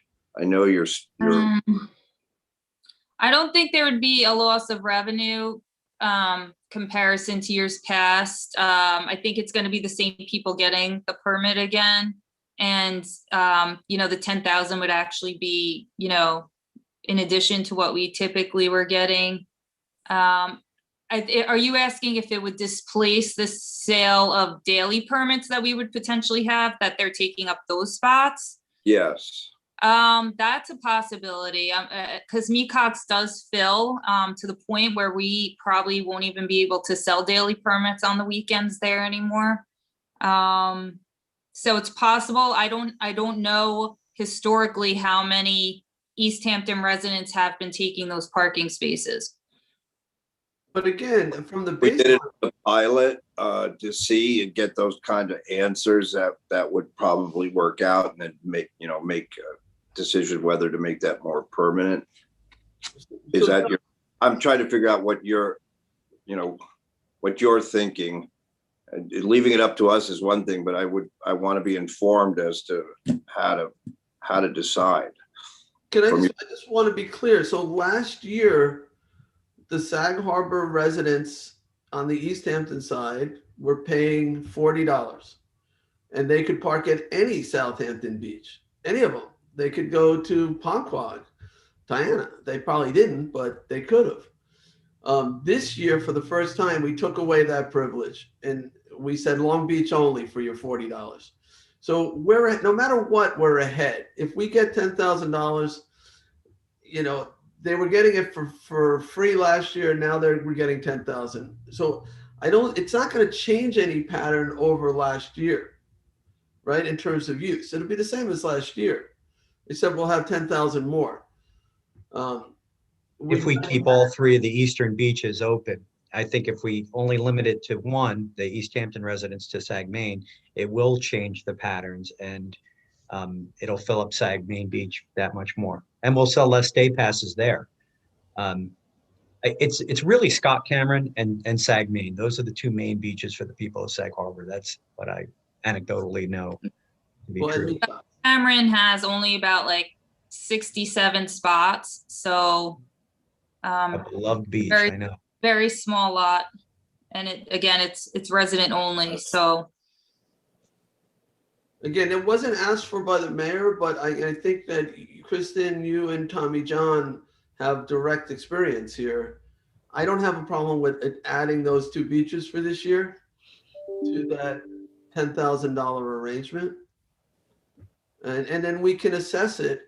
I think John is concerned about this, seeing what the impacts are. At least we'll have a year's worth of data, and then we can decide if it's the appropriate thing to do next year, or maybe we go up from 10,000 to 15,000 or whatever it is. I don't really have a concern about it. It's just I'm trying to get informed to make sure that we've thought of everything. It's always the unforeseen consequence that kind of emerges out of this. So I like the idea. I think let's look at the data for this year, and and then adjust if we need to, if we learn something. So I like that concept. Yeah, I mean, in the future, though it may complicate things, we could create a beach parking that was just limited to those three beaches, a separate pass that had a separate price. Then the village wouldn't have to pay for it. The residents who wanted it could buy it, but it wouldn't be $360. Maybe it would be $150 or something like that, but that's for the future. I think for this year, $10,000 and giving them the right for those three beaches is the solution. And, it gives us a lot of time to work out, a better solution in the future. And just throw something into the mix, which is similar but different, is the road end beach issue. We have a lot of people who had not have to pay and in the past to go visit their road ends, and now they are. And they don't go to any other, some of them, not everybody, some of them do go to all the other beaches. But I think if we're going to think about stuff like this, some sort of tiered system, that we need to bring the road end issue in, because that's come up a lot of times at several of my CAs. $40, but it's $40 they never had to pay in the past. Correct. Then if you're a veteran or senior, you're a fireman or whatever, you're paying less than that. But no, that I think that's important to think about because that is a change for sure. I would just suggest if we're gonna allow for 3 beaches, just to do the 4 and include Mecox because it becomes very difficult for our attendants. You know, if there's attendance at Mecox and now these people come in and they say, well, I heard that, you know, our permit worked here and here. And, you know, it becomes very difficult for these young people to have these arguments. So if we're gonna do it, just do it all. That's the 4th. 4 being Long Beach, Sag, Maine, Mecox, and Scott Cameron. Yeah, I agree. That makes the most sense to me in Kristen, that area. what do we do with the 9 people who've already purchased the is it $360 non-resident pass? Yeah, so you know, just to give you a point of reference, you probably would have to sell about 25 to 30 of those passes to make up the 10,000. And so we're at 9 of those right now. Just to give you a point of comparison, we could reach out to those folks and ask them if they would like to get access to all beaches and road ends, because that's another thing that these folks will not have access to anymore if they were going to Peters Pond or Gibson. Right. So if they want to keep access to all the town facilities, they could keep that non-resident permit, or if their intention is just to utilize those 4 attended beach locations, then they could rip off their permit if they've put it on their vehicle already, mail it back to us, and we can, you know, give them a refund and issue them the $40 permit. Right. Okay. Yeah, it's just 9 people you'd have to deal with. That can't be that hard. Yeah, I would say that if we do this, and I think we should, yeah, those who've already paid and don't want to go to all the town beaches ought to be entitled to a refund. I think that's the right thing to do. So, you know, and it's not like you have hundreds of them. It's just 9 people. Yeah, I agree. If we're going to do this, it would only be fair to offer that back to them. The board, do you guys, can we just kind of go through this as a board? Let me start with, I'm just going to do it in the order you guys are on my screen. Well, Rick, are you okay with this? Yeah, Kristen and I have talked about this quite a bit. I'm okay with the program and I'm okay with adding the additional beaches. Kristen, I think your people can handle it pretty easily. Yeah, I agree. I mean, it will actually be easier for them because there would have been a lot of explaining this summer. So they won't mind that change. All right. Tommy John? I'm okay with it. Absolutely. You know, there have been families that have gone to Scott Cameron for generations. And so, you know, with their friends. So I like this idea. Julie? I agree, but I also think we have to address the road end issue. Okay, but it's separate to this, so. Absolutely, but I think that we should address that as well. All right, and we can, maybe when we finish this conversation, if you have a suggestion about the road ends for people who've always paid nothing, now have to pay 40. Yes. So are you sort of thinking that maybe we should have a separate road end pass? Or But that's what Kristen and I have kind of spoke about this, about some sort of tiered pricing, or whether it's just I'm not sure whether it's just a free sticker, thing. You just have free to sticker. a free sticker for town Right. residents. Yeah. Right. So they don't get ticketed. Yeah. That's interesting. John, are you okay on the Sag Main, the 4 beaches for the $40? Yes, I am. Okay. So now let me just jump to Jim for a second. If Jim's on the screen somewhere, I guess I would need an authorization to enter into an IMA with Sag Harbor Village. Yes. So that we do that. They would give us $10,000 and we would allow the use. So now we're no longer giving it away for free, which was my big issue. Yeah. We are being compensated. So, okay. Yes. Yeah, we can reach out to the mayor's office to Yeah. you know, All right. So we'll need a resolution then at the next meeting to authorize the intermunicipal me to enter into that agreement. got it. All right. And Len, who's, I don't know how we handle the money, but well, I guess we just send them a bill, Len? Or how does that work? Yeah, that's how I would do it. Just send them a bill. Once Okay. you have the agreement, we'll use that as the backup, and they'll just send us the Yeah. check. Okay. All right, let's, while we have everybody on, let's take a minute to talk about Julie's issue, which is a real issue. I mean, there are people who never bought the $40 beach pass because they frankly don't like to go and lie on the beach. But they do like to go to the road ends and go surf casting or whatever it might be, or just picnic on the beach. And these are town residents who never had to pay for that, and now they're having to pay $40. And we did change things because we were getting inundated with non-residents. That was the only, we didn't do this to try to make money. That was never the thinking. We only did it to try to deal with COVID and the fact that our residents couldn't park at park at these road ends and use these beaches because all the spaces were taken by non-residents. But it wasn't to try to bring in revenue. And I don't think Len and I factored in any additional revenue from this into our budget model. So meanwhile, Julie is, I guess, hearing from people who don't want to go to the beaches, but do want to park where they've always parked. So this idea of, could we issue something to all residents that would allow them to park at non-ocean beaches or road ends? Or what about don't the trustees already have like a trustee parking sticker? Is that something that could solve it? They do, but some of the roads you're talking about may not be trustee roads. But those trustee road, the trustee road permit is free, isn't it? I think so. Or I mean, either that or it's a very low amount, maybe $10 or something. I mean, It might even be free.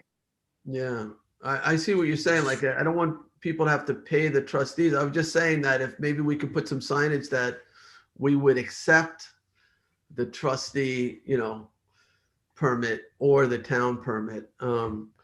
But if you have to pay for the trustee permit, then we're sort of back in the situation, though it's less money. I mean, It might be free. Paula says it's free. It's free. So Julie, that could be a solution. I'm a little concerned about the cost administratively of us having to give everybody a sticker, right? And knowing that, we're going to have to tie each one to a license plate or a car registration.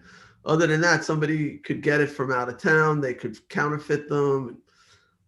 If we already have a trustee thing that's free, though the trustees might not like this because it's more work for them.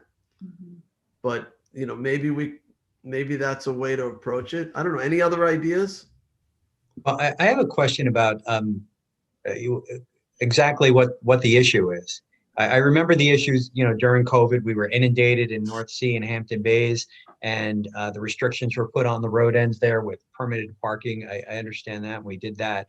So what are we discussing here? We just want to make our road ends available to residents only? So we're discussing this, Tommy John, that there are individuals, Julie's more aware of this than me, who don't typically buy beach parking stickers. So they don't pay the $40 a year. And now we're requiring the beach parking stickers at these road ends.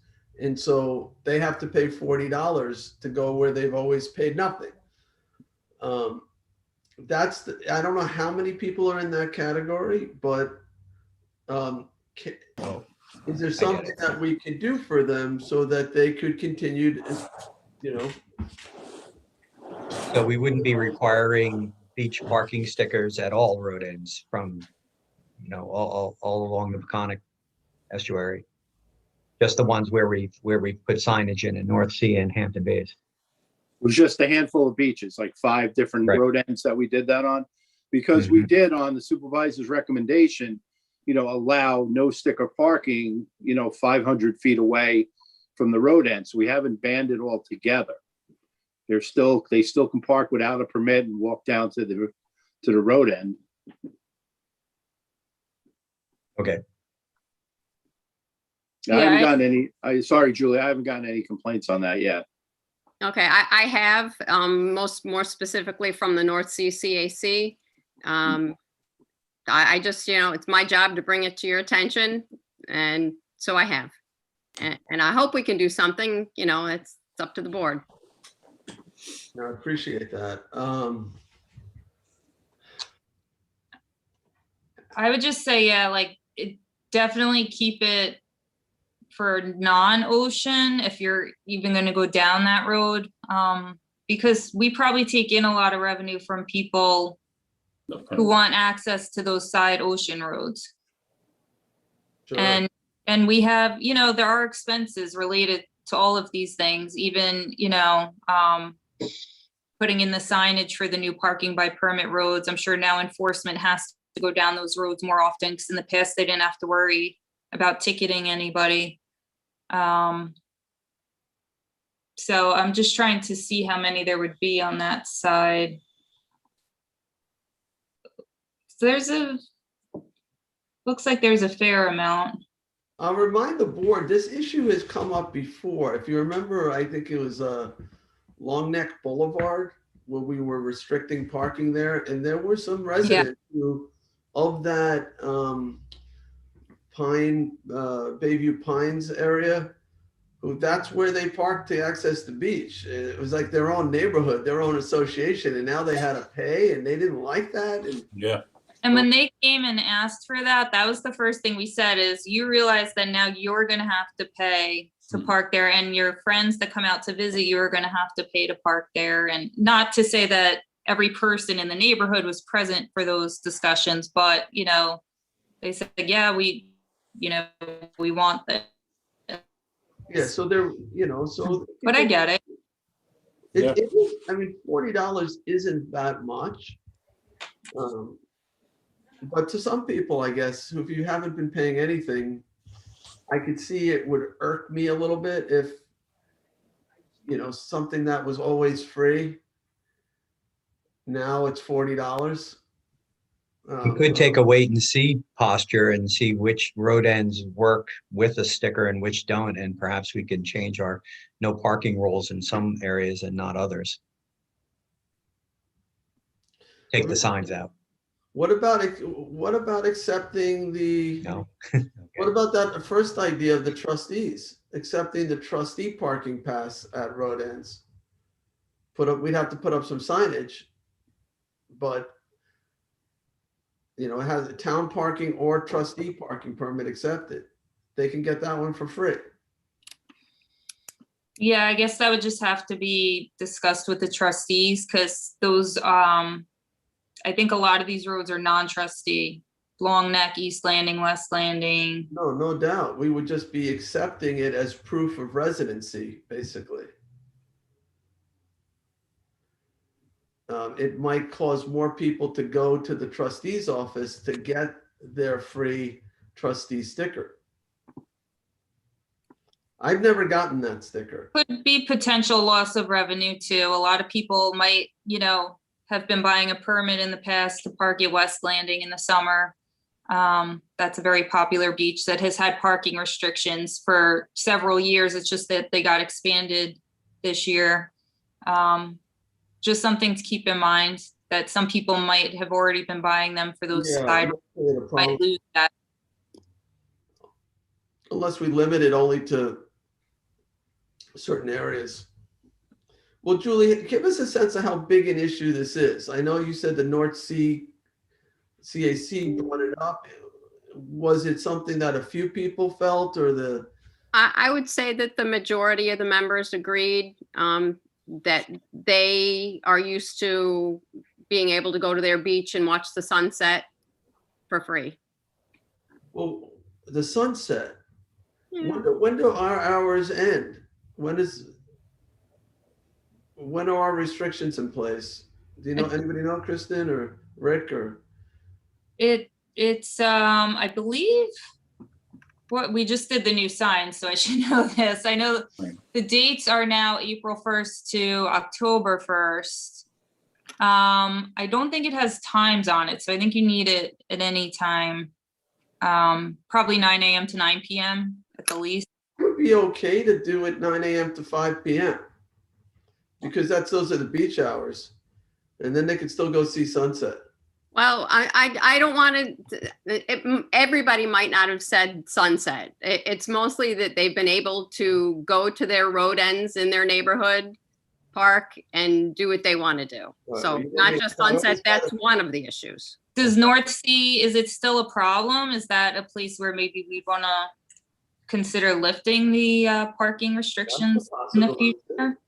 Well, summer hasn't started yet, so I mean, I don't know when porgy season starts. Maybe take that to the CAC, Julie, and say, would you prefer we don't restrict this parking? We go back to the way it was. Well, I was going to say that I haven't gotten those kinds of complaints. It seems to be localized, but we did this originally because of COVID and the reaction, because we had so many people coming out and using that, and the complaint came about that issue. So is this the time to reverse that? Or, that's a legitimate question to ask the CAC over the long period, are we going to continue this, or if things relax and we start seeing less and less of that kind of traffic? Do you go back to the original way? I'm not getting that kind of complaint personally.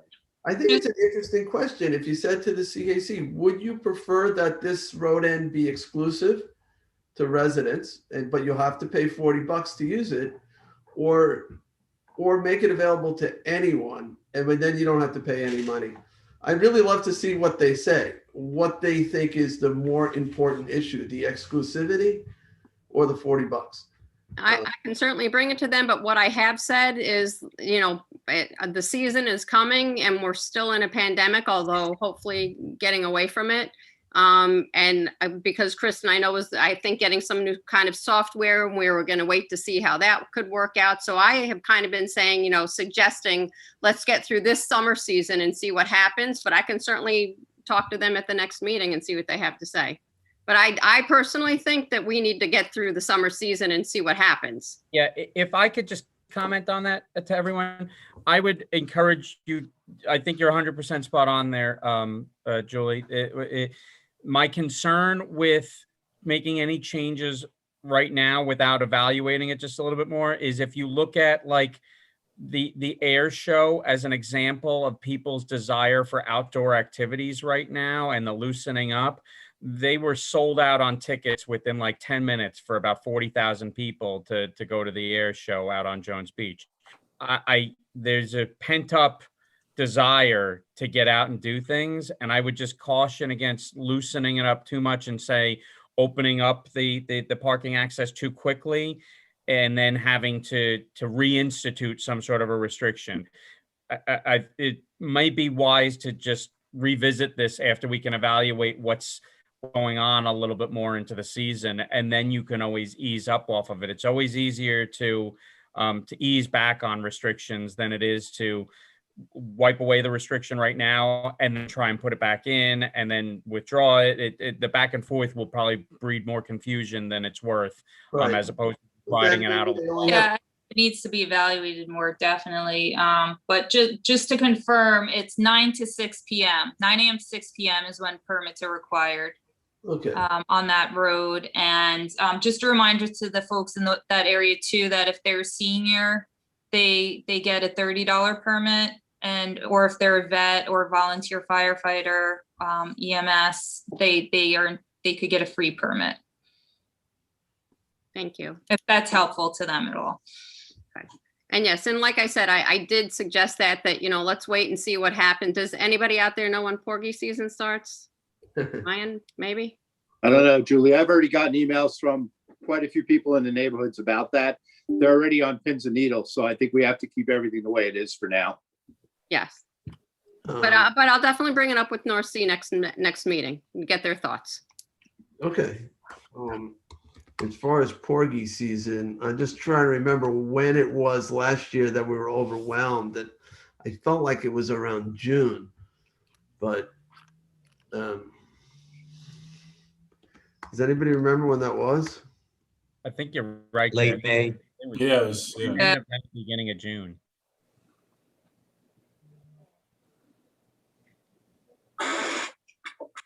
Anyway, thank you for indulging me. I appreciate it. All right. I'm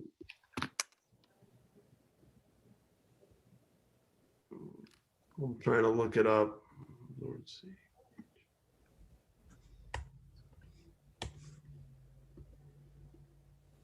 We used to throw porgies back. A lot of bones. So Good fish, but a lot of bones. Yeah, it sounds like it was in late May. Mhm.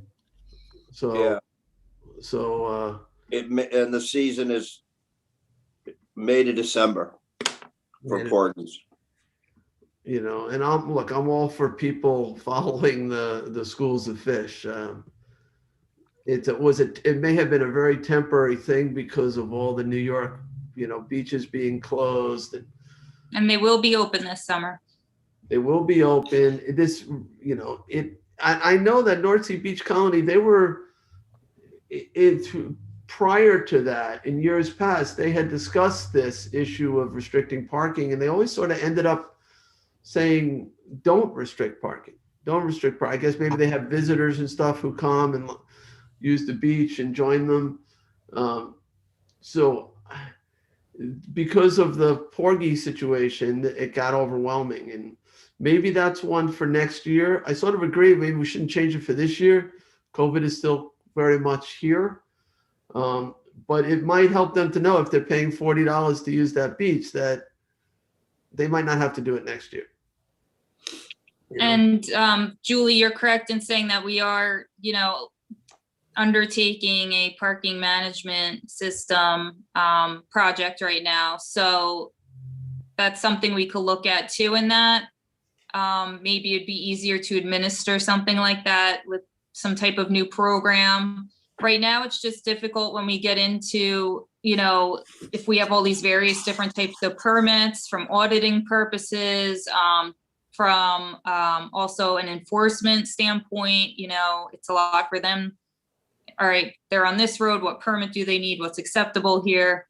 But if we go to some other kind of system, let's say like a license plate reader, all that would already be loaded in, and then they're just scanning to see if it's an appropriate permit for that road end. So that'll make it. Yeah, I want to move on here because we did add that topic, and now we're a little bit behind, but that's okay. I wanted to take advantage of the fact that Kristen was here, and yes, that that using technology will help us enforce these things in the future and simplify it. And just one of the other things was the lack of facilities at road ends, and why should we pay the same? So I just want to throw that out there too. Well, thank you for forwarding those concerns. Let's move on the agenda. Kristen, thank you so much. I know you're crazy busy this time of year trying to get the beaches together. We really appreciate all that you do. Thank you for taking the time to be here with us today. And I think that we've resolved this issue. It sounds like the board is willing to move forward with the Sag Harbor intermunicipal agreement for those 4 beaches. So let's. Thank you, Kristen. Thank you, guys. I appreciate the accommodation. Anytime, guys. So our sole assessor is joining us, Lisa Goray. Good morning.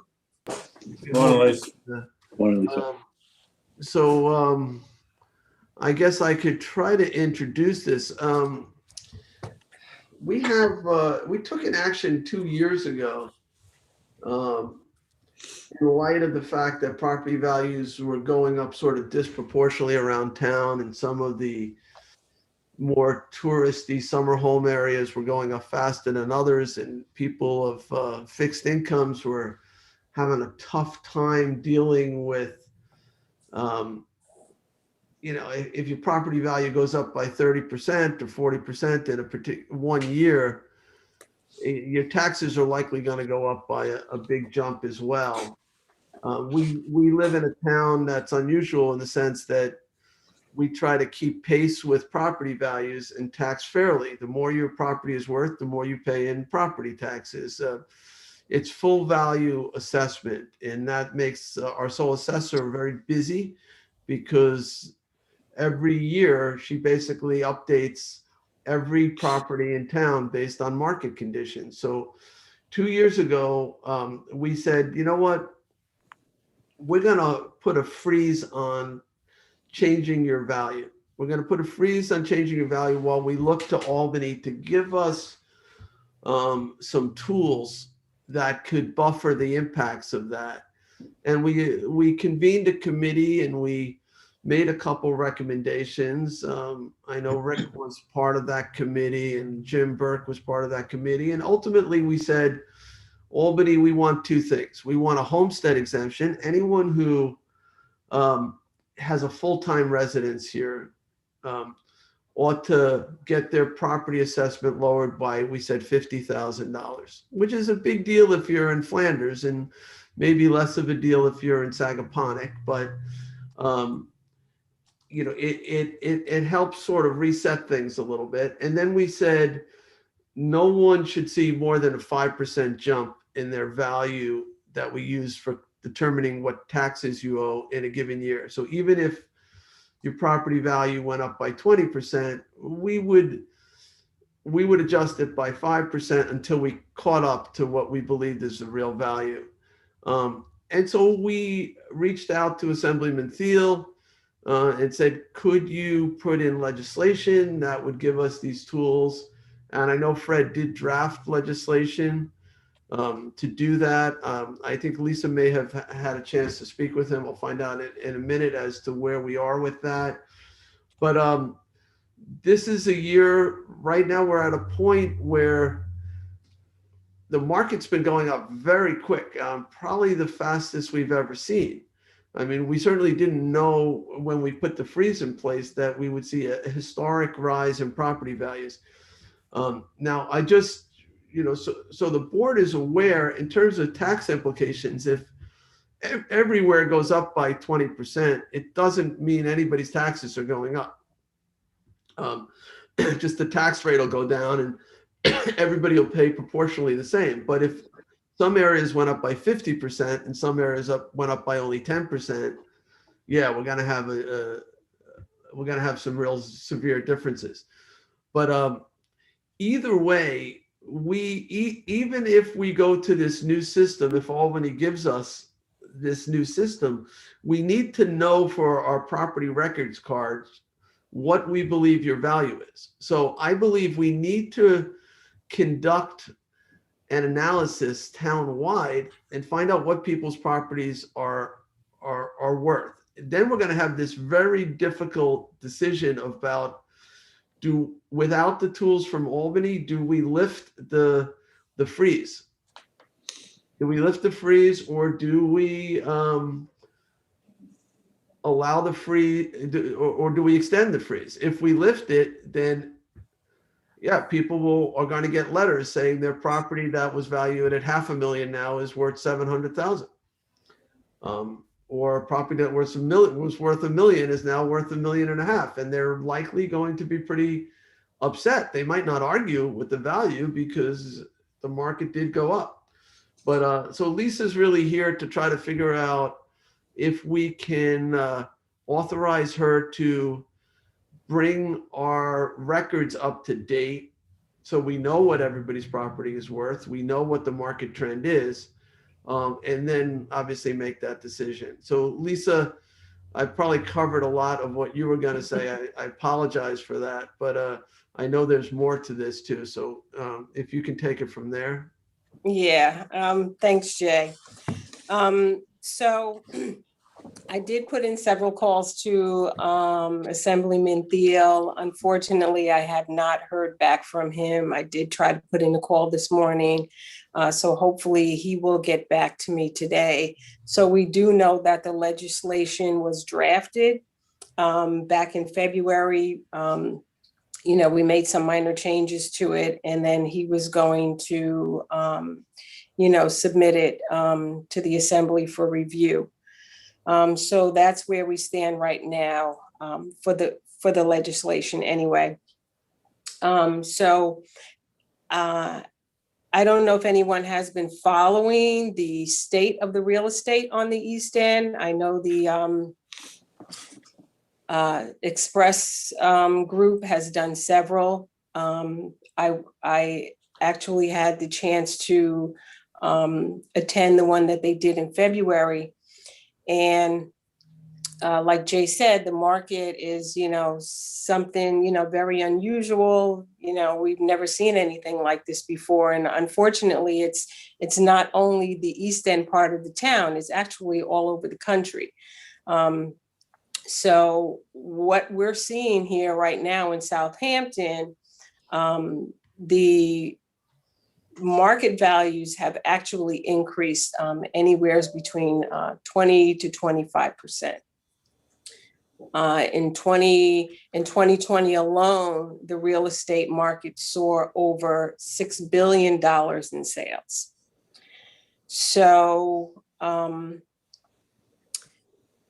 just my analysis, our brief analysis that we've done here in Southampton, we are definitely seeing an increase of at least 15% townwide on the assessment roll for 2022. In 2019, the last reassessment that we did prior to the freeze, I believe the assessment roll, the townwide increase was about 7%. And with that, we saw some properties, had an increase of, 30%, some saw 15%, but townwide it was 7%. So if we're now seeing 15% townwide, we could potentially see assessments increase by, 50%. That's not, it's not everywhere, but that's potentially what we're seeing. Fortunately, I did reach out to an appraisal company, to assist us in our sales review because, we have, been doing the reassessments in-house with my appraisal staff that I have here. But due to, this recent change in sales in the town, I wanted to make sure that, we had, an appraisal company that would be able to assist us and support what we're seeing in sales. So that's actually, that's where we are right now. And just to let you know, even though, the 2021 assessment roll, the tentative assessment roll will be available tomorrow. And then the tentative assessment roll, the final assessment roll was published on July 1st. We actually start review of the 2022 assessment roll even before the July roll is published. So we're going to be starting that in June. So, that's why, I wanted to, meet with the town board just to, give them an update as to, where we are right now. So, board, I hope you guys have a sense of the gravity of this issue, right? I mean, it's a positive thing that property values have gone up. I mean, in spite of a pandemic and a downturn in the economy, if you happen to own a house anywhere in the town of Southampton, it has gone up in value. But some areas probably did go up even more than others and significantly. And when this freeze ends, which technically it's over, right? This is the second year. Right. We extended it. It's without an extension of it, it's sort of Lisa's job then to update the values, and people are going to get these letters that they will not understand when they see that their property value has gone up by 50%. They will assume that their taxes are going to go up by 50%, and we will, you know, it's, we're gonna have to do a lot of public education around that. Definitely. So I'm not sure what the best thing to do is. We could continue the freeze. I have to say, if we're going to continue the freeze, at some point, we're no longer a full value town. Correct. We're going to end up with this growing disparity. And honestly, from the analysis that I have done, that Lisa has done, our system, as imperfect as it is probably the best system, and probably, you know, those who can most afford it are, you know, if we move away from it, the values that are going to, the properties that are going to really be benefiting from breaking away from this are the people who can most afford to probably pay the taxes. The higher value properties are going to be paying a smaller portion, and the working class areas are going to be paying a larger portion.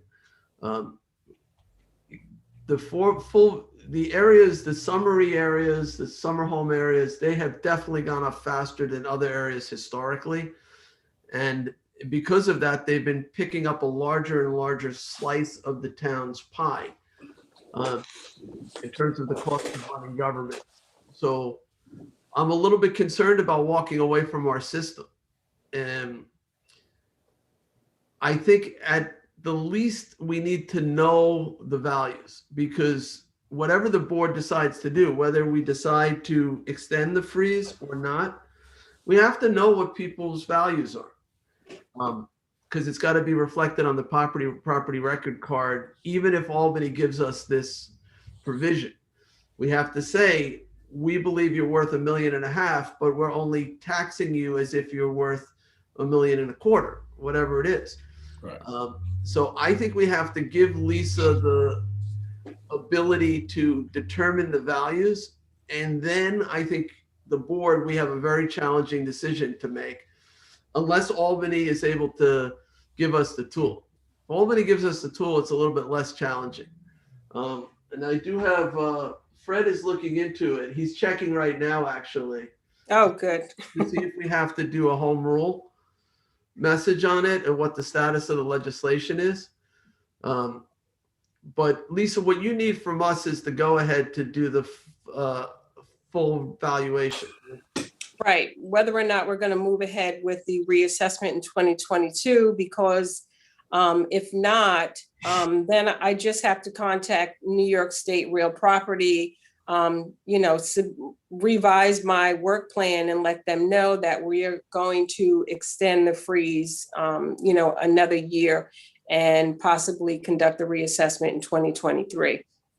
But I just want to mention that, you know, if we do move ahead with the reassessment, I think it's very important that, you know, we maintain transparency. I would definitely meet with the town board, you know, several times throughout this process, just to give an update, you know, on what we're seeing, possibly neighborhood by neighborhood.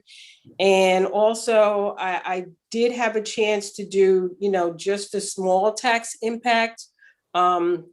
And I did it on Hampton Bay School District. Right now, anyone with an assessed value of $550,000 is paying about $6,700 in school tax alone. If the Hampton Bay School District were to see a district-wide increase of 5%, that same property with that $550,000 assessed value would see a tax of approximately $6,400. Now, if we do not have the cap in place, and let's just say Hampton Bay's school district increase district-wide by 25%, a person with that assessed value would see a tax bill of $5,400. So, you know, just because, you know, I just, you know, want to put out there that, of course, we would do, you know, tax impact notices going out before, you know, we set these values in stone. But just because your assessment increases, as long as there's an increase townwide by a uniform percentage, it will not mean that your taxes are necessarily going to increase. Right. So So on a they flat could possibly go down. Yes. Now that's all, it depends on, the budgets and the levies. But of course, there's a 2% cap on, on increase in levies. But if the levy, if the school budget in Hampton Bays were to basically remain the same as it is now, someone, may not see an increase in their taxes if it were to, uniformly, increase by, 20-25%. I just want to clarify something, and I like to use Hampton Bays as the example. So, in Hampton Bays, probably 75% of the property taxes that people pay go to the school, right? Well, something like that. 75% go to the school. Now, within the Hampton Bays School District, you may have the waterfront properties may have doubled in value, and the things that aren't on the waterfront, maybe they went up by 20%.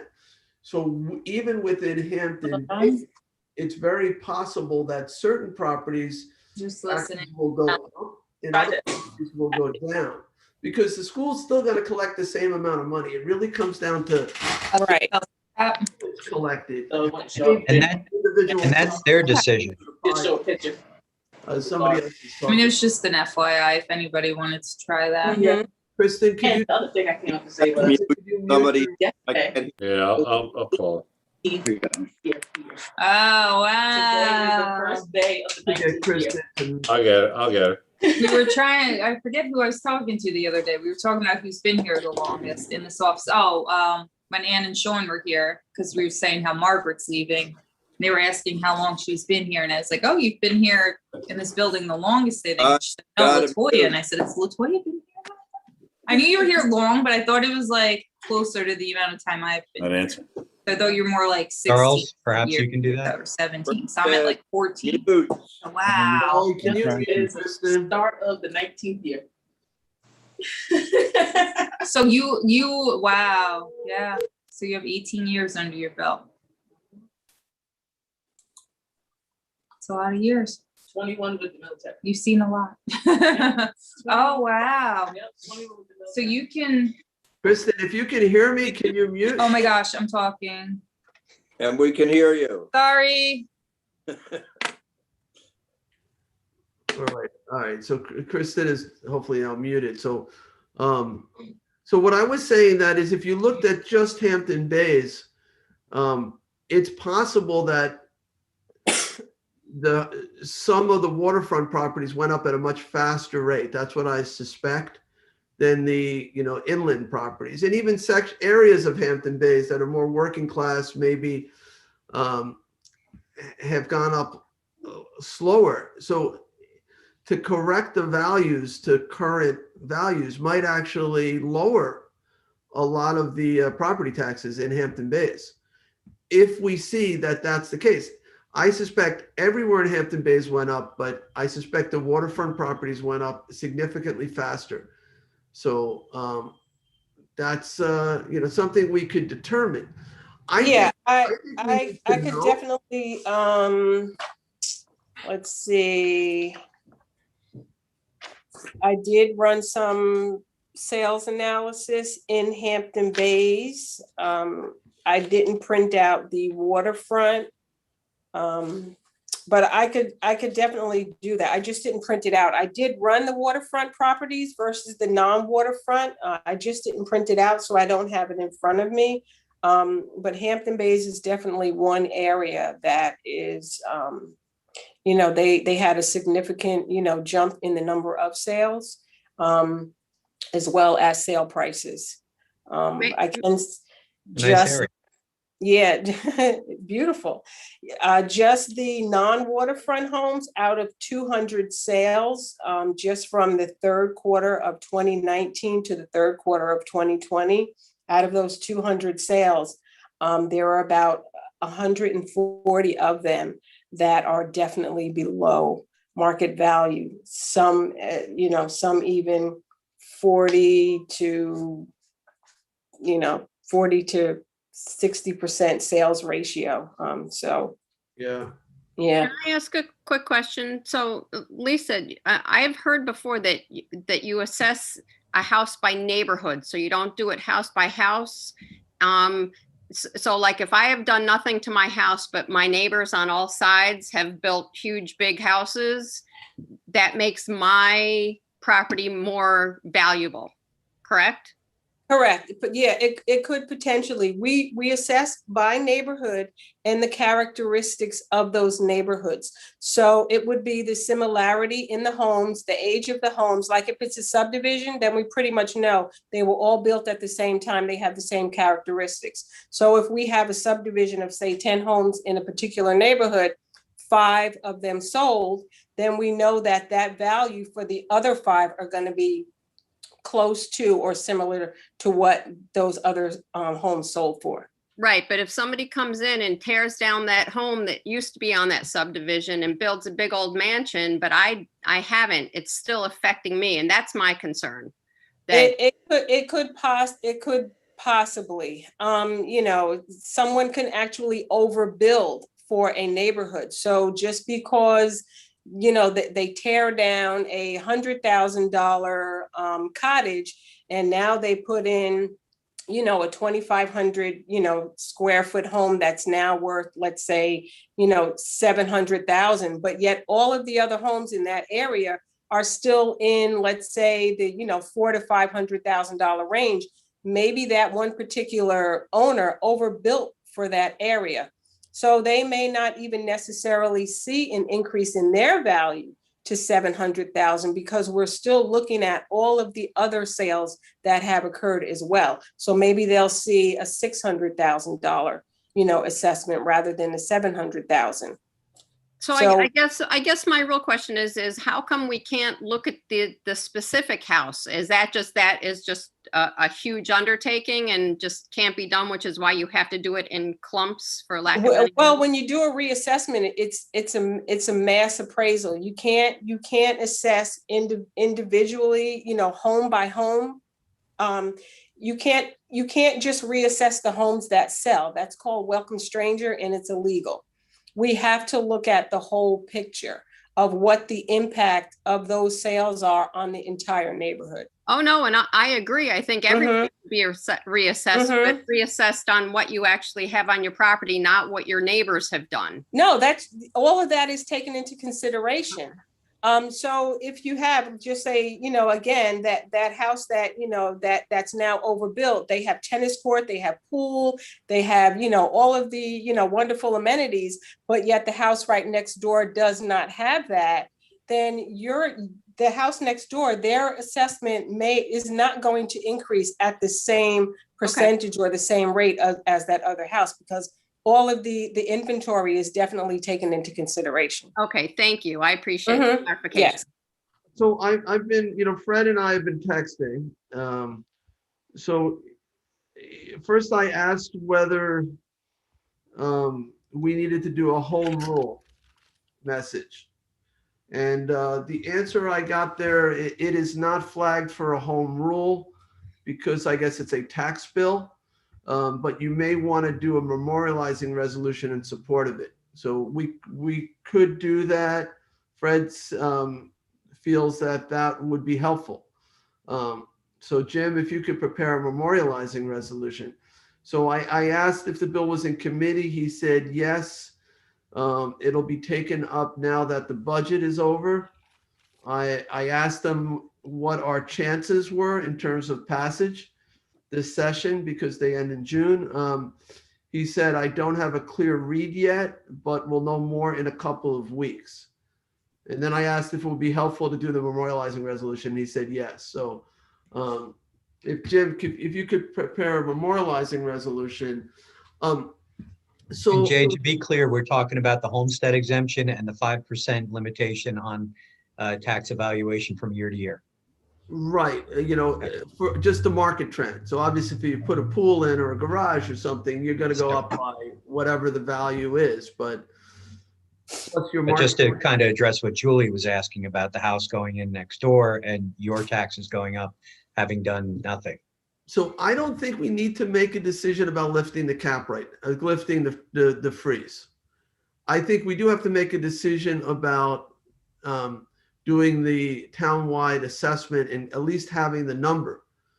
And then we could decide, whether we want to lift the freeze or not. Based on that number, we can kind of analyze the impacts and weigh, at least it can figure out whether one more year of a freeze is going to make us a non-full value town, or whether it's going to create complications moving forward. There is a possibility that we would adjust the values to the current market, and then that would be our baseline. That's a possibility. Based on this jump in the market, if we keep it right where it is and we do 5% a year, we may never catch up. I don't think we will. We may, if things went up by 50%, we may never catch up. Maybe that's a good thing.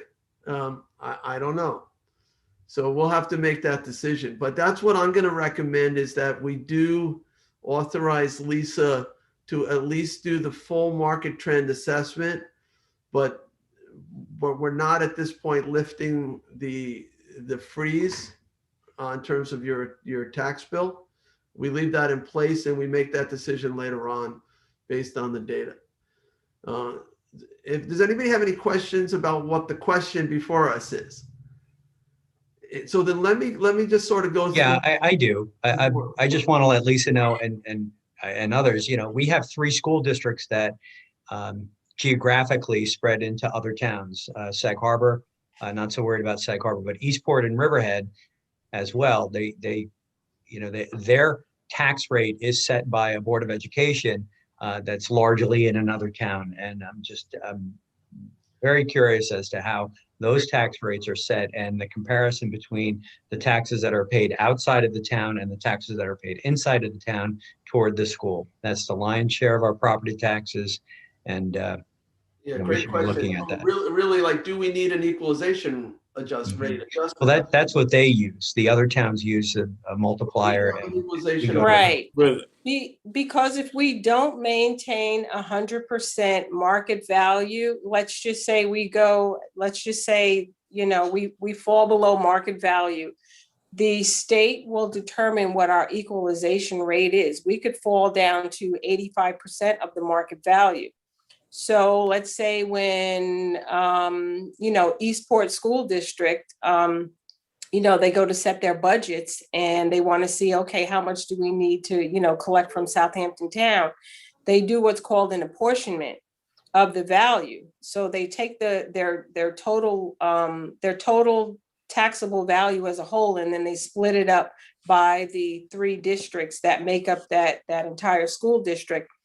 And at 100% value, I can say that our residents do not make up the larger share of taxes.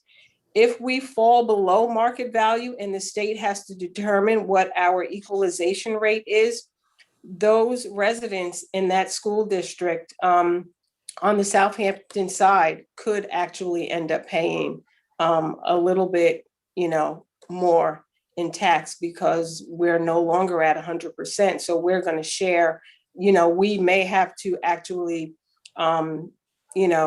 make up more of that pie than we did in the past. Well, currently the tax rate in Eastport is over 22% for our residents. So it's certainly worth looking at. Yes. Is that due to, you think, a possible inaccuracy in the calculation of the equalization rate, Lisa, as opposed to our 100% assessment? Well, I don't know what the equalization rates are in Brookhaven and Riverhead, but we have done some paired analysis with just the our Riverhead, with the Riverhead School District, to see whether or not the Southampton Town residents are actually paying more taxes than the Riverhead side are, and we are actually paying less. So, and that's because we are at 100%. So I can only assume that the same thing would happen, in Eastport School District, because it's 3 school districts that make that up, not just 2. But yeah, I think if we were to, have an equalization rate of, let's say 80, 85%, we're actually going to have to, probably make up more of a difference than we typically would in the past. So. Is everybody following this? It's okay. I understand it's confusing. You're not familiar with it. If you don't do it every day, it's hard to follow. So basically, like Brookhaven doesn't have full value. So if you have a Right. school district that crosses into East Hampton, somebody has to look at Brookhaven values and figure out how much they're off by based on sales and things like that. And then they take what they're assessed at and they correct it for what is likely the real value. Right. And that number that they multiply it by to correct it is called the equalization rate. Right. So our equalization rate's been 1 because you multiply something by 1, it doesn't change. That's it. So for the first time, they may now look at an area like the Southampton side of Eastport and say, it's not full value anymore. You don't get to use the equalization rate of 1. It's got to be like 1.25, whatever it is, that's going to correct it to the full value. And yeah, that could happen. That could happen. Yeah. Then we're no longer a full value town anymore. We probably will not get the small amount of benefit we get from the state for that.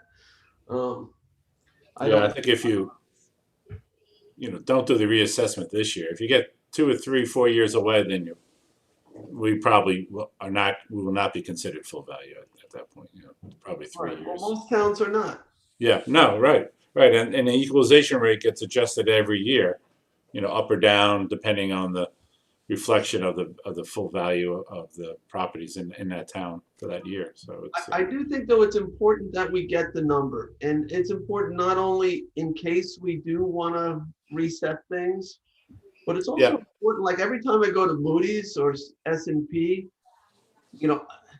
they need to know what we believe is the full value of the town. What is the value of all real property in the town? Because property taxes are assessed against that full value. So sure, absolutely. It's important to know. So I think that Lisa needs to hire this company to conduct this town-wide review. I think it's important, and I'd rather us make an informed decision based on facts, not speculation.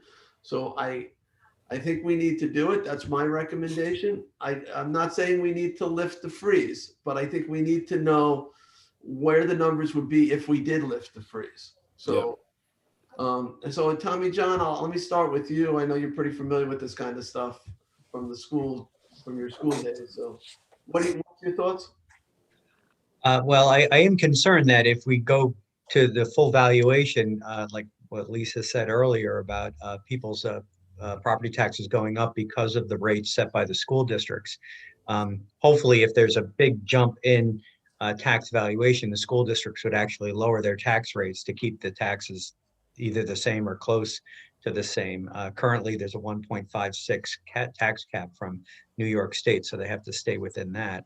But yes, we should definitely do it. Let's get the valuation and kind of stay on track. I would like to see the homestead exemption passed, though, and the 5% put in place. Right, and we're going to need that full value knowledge, because as part of that 5%, if there's a sale during that period of time, it results back to what it should be, and so we need to know what it should be. So that's another reason why we need the reassessment. I just wanted to mention too, I'm 100% in favor of, looking out for, the best interest, of the homeowners, with their assessments, because my job is to produce a fair and equitable assessment roll. And part of that is, making sure that everyone is paying their fair share of taxes. So I am definitely, 100%, for the homestead exemption, $50,000 off your assessed value, as long as it is your primary residence. I do have, some concern with the 5% cap, because which, I'll probably, speak to the state a little bit more on this, only because if you have a particular area, let's just say the eastern part of the town, we're seeing, 25% increase and, higher than the western, part of the town, but yet you only increase them at 5%. And the western part of town, let's just say they increase at 10%, we're only going to increase them at 5%. Are they paying their fair share of, of taxes based on their, what their market value is, so that's my only concern. Is everyone still going to be paying their fair share in taxes? Right. So But we would certainly have to look at that, but I know plenty of people who live in low ranches whose property values have gone up a lot.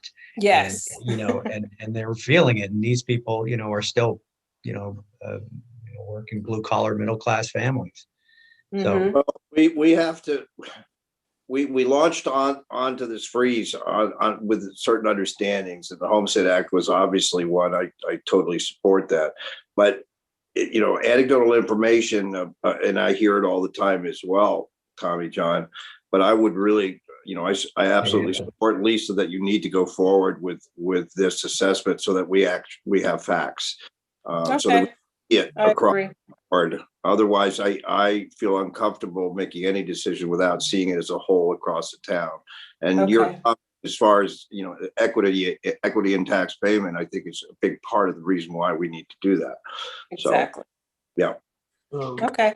Rick, can you weigh in? Yeah, Jay, I totally agree. I mean, I think we have to find out what the market value is. I'm not ready to lift the freeze yet.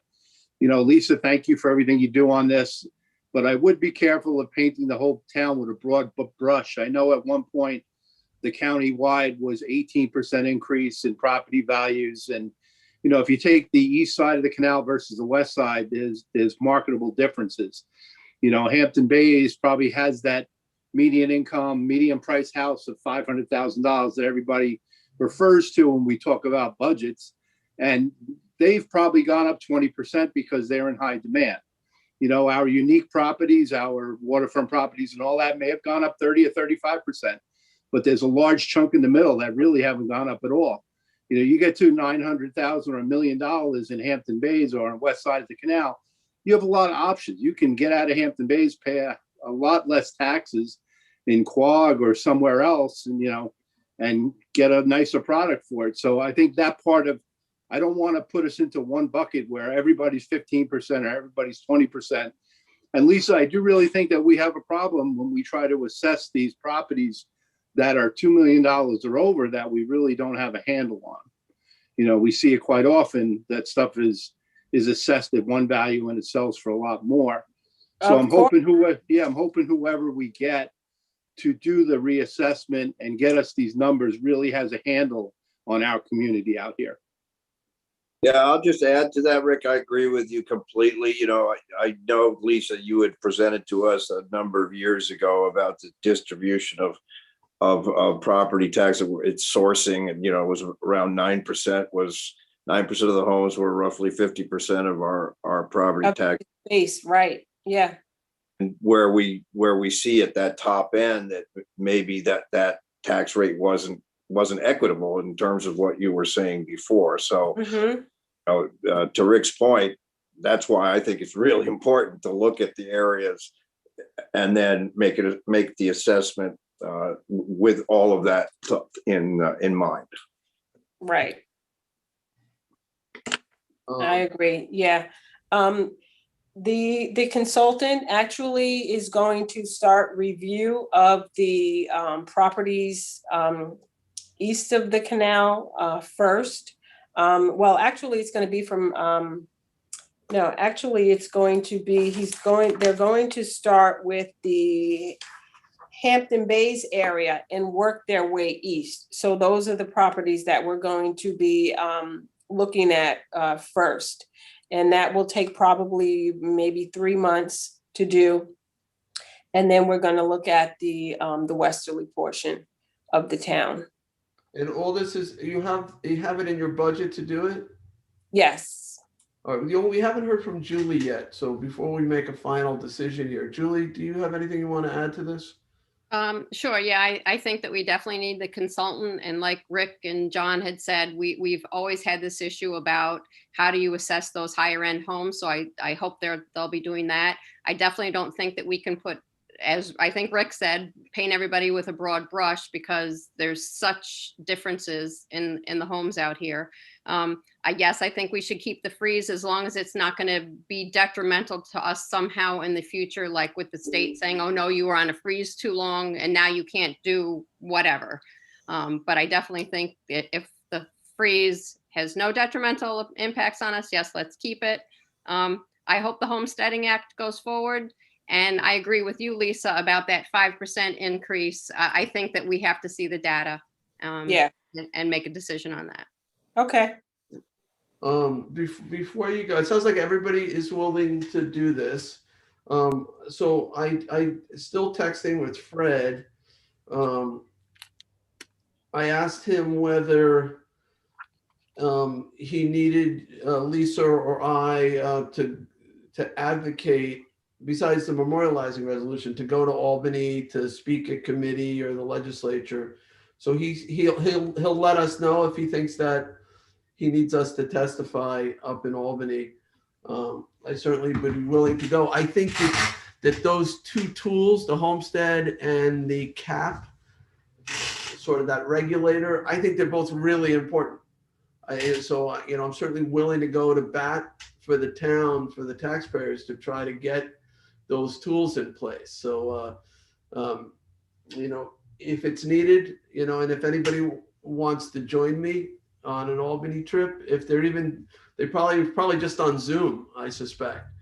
So, but there's a possibility, obviously, that we could get this tool by June, and then it might make things quite a bit easier. So anything else on this issue?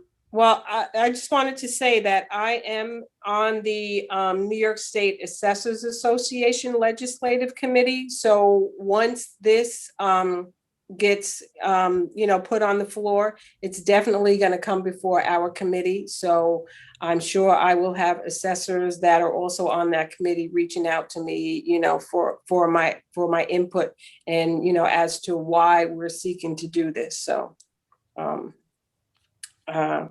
and I'll probably be receiving emails. If Fred said that it's being presented, I'm sure, the other assessors will be in contact with me that also serve on the committee. So. You think that they'll support this legislation? Probably would help. I'm not sure because it could possibly, if other towns get wind of, this, it may not be something that they, want to do but we're very unique here. We don't have the same market, or I should probably say the towns upstate, probably other than Greenberg, don't have the same uniqueness that we have here in the town. So, what's good for one town may not be good for another, but that's okay. So, and they're all on multipliers and they get a lot of state aid compared to Long Island. Yeah. Correct. Yeah, you wouldn't see the big fluctuations that we see in most communities. If the community might have gone up in value by 5%, it's across the board. But here it's, you can have some areas that go up by 50% and others that go up by 10, or even areas that go down. It's interesting with Hampton Bays. I remember years ago, people would complain to me that the property values were going down. They're going down every year. Now if anything, they're complaining that maybe they're going up too fast. But I think it's a good problem to have. In fact, I was in Hampton Bays. I ran into somebody and she said, "Oh my God, I paid like whatever, $250,000 for my house and it's worth like 800." Like she was so happy, that it was going to affect her retirement or her ability to pay for their kids' education by borrowing against the house. They were thrilled. Like, they were really happy with everything that we've been doing in that area to help, sort of support property values. So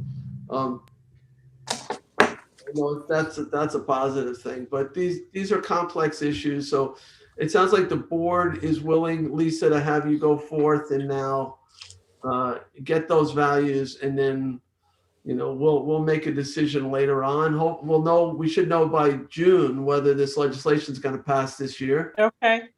and then we'll take it from there. That's good. Like I said, the consultant company is going to start with Hampton Bays East, and their review period is going to be from June through September. If we don't move forward, like I said, I have to revise the work plan, and that work plan has to be sent to New York State by the end of October. Okay. So, that should give us plenty of time to get an idea of, what we're going to see in the sales. Okay. Perfect. All right.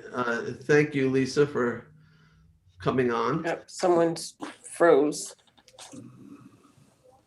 Yeah, Lisa, your screen froze. I just wanted to thank you, though, for being with us on this Zoom meeting. I think my iPad's freezing. Better warm it up.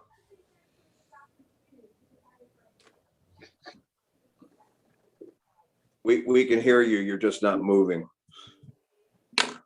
Is it something we said? Must be. All right, so we're gonna, there she goes. All right, so we're gonna move on now. So we're almost on schedule. So 12:30, I have supervisor, town council member project updates. I'll start here.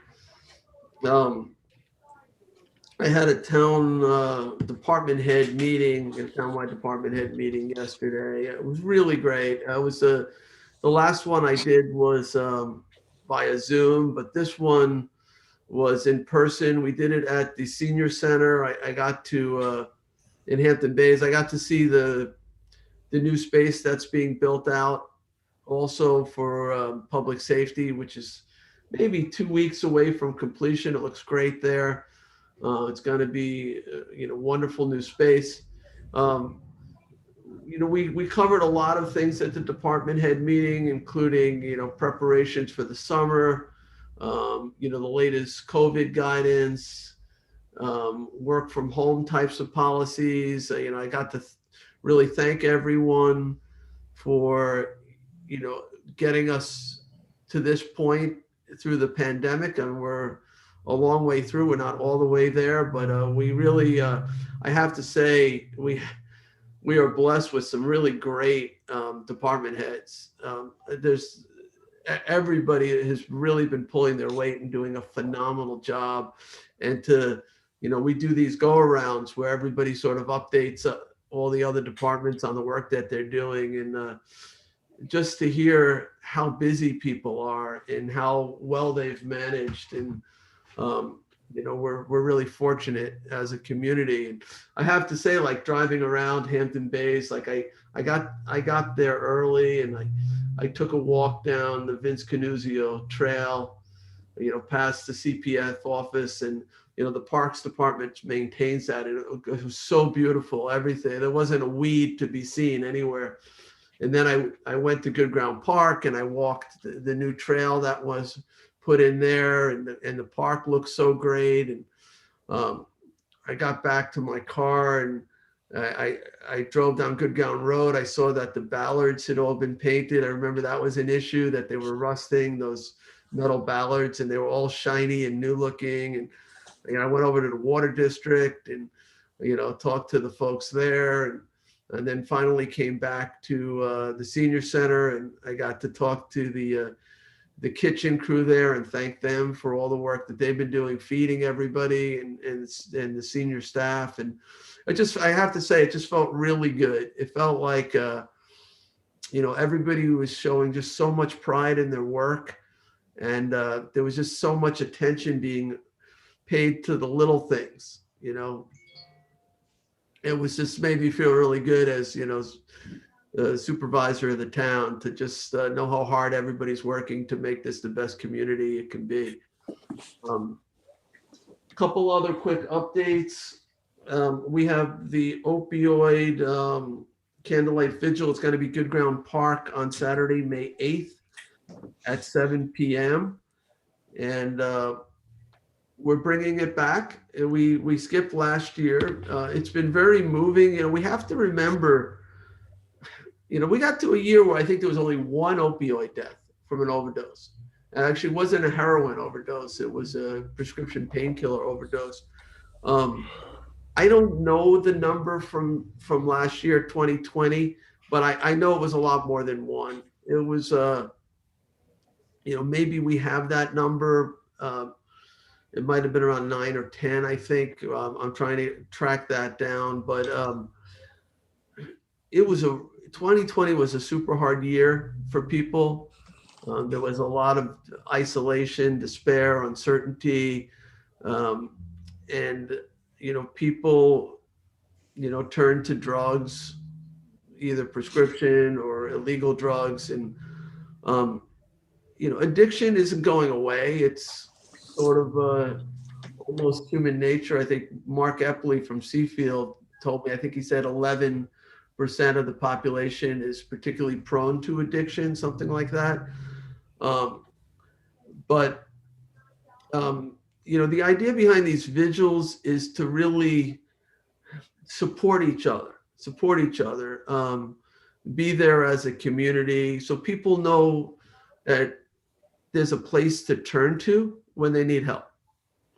And, you know, that we're honoring the memory of those who have lost their life to addiction.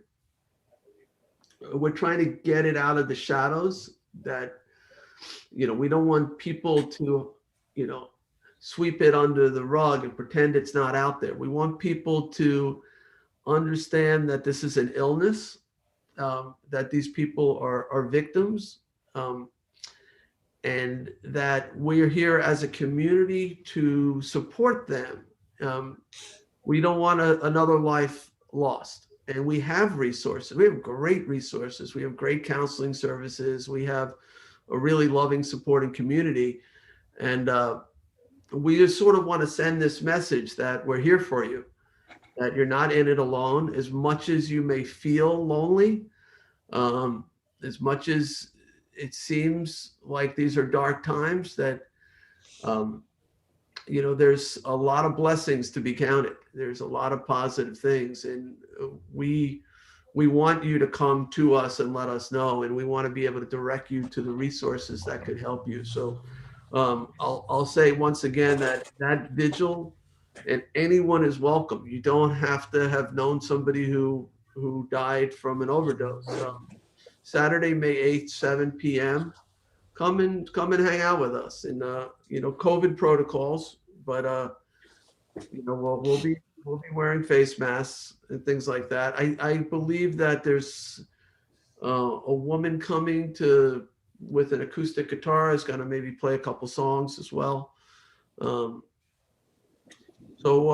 that's that. The other thing, I just signed an extension on the emergency order for the general emergency order. I've been doing it in 2-week increments. So it's, I extended that to May 15th. I could rescind it if, you know, if COVID somehow, you know, it's not necessary anymore. I really don't see, though, by May 15th, it not being necessary to have some of our COVID controls in place still. So I extended that to May 15th. The senior center is getting ready to open. Hampton Bays is going to have a soft opening on May 10th. So that's a move in the right direction. I don't have the dates for the other senior centers, but they're all sort of following that a week or two after the Hampton Bays Center opens. Last thing I'll mention, and I've said this before, Channel 20 is up and running. It's a community TV station. There's great content on it now, and anybody can take advantage of it. It's easy to do. We have a contract with LTV, which is in Wainscott. They have studios there. They're there to assist if anybody needs help producing a show. It could be a cooking show, a carpentry show, a craft show, an opinion show, sports, anything you want it to be. It's a blank canvas for this community. And, you know, I know people are used to posting on YouTube and Facebook. You know, take a moment to, it's sort of like posting. You can put your content up. You want to talk about your hobby that you love, or teach people how to, you know, grow, you know, plant a garden, whatever it might be. You can be a TV star. It's easy to do. It's, you know, and a lot of people are going to watch Channel 20. It's going to go out to a lot of households, everybody in the town of Southampton. So it's your stage. And, you know, I know some people now, we are getting some community groups that are contacting my office and saying, hey, we want to tell everybody about the work that we're doing. And that's great. If you're a not-for-profit and you know, you're going to be doing a fundraiser, half marathon, whatever it is, 5K, you want to publicize it, put it on Channel 20. More to come. Stay tuned, to use the TV lingo, but you know, keep spreading the word, and hopefully somebody watching this will hear what I just said and go, you know what? Yeah, maybe I will do that. Maybe I will get on Channel 20 with something. So anything you know, right wing, left wing, you got an opinion, center, different, you can use Channel 20 to speak your mind. All right, so that's all I have for my updates. We'll go through, we'll go around. I don't know if, does anybody want to start? I'll go first if I could. So Sure. Jay, we have just a reminder, the Great East End cleanup is May 15th and 16th. You can still sign up on our town website. We are looking for more people. We've had quite a few pre-season, I'm going to call them, cleanups. There's a lot of people been out there cleaning up our beaches and roadways, but you know, we can always pitch in. So if there's anybody else out there that would like to, please sign up. I'd also like to follow up, Jay, on your comments about Hampton Bays and the pride that the town has taken in some of their facilities. Red Creek Park has never looked better.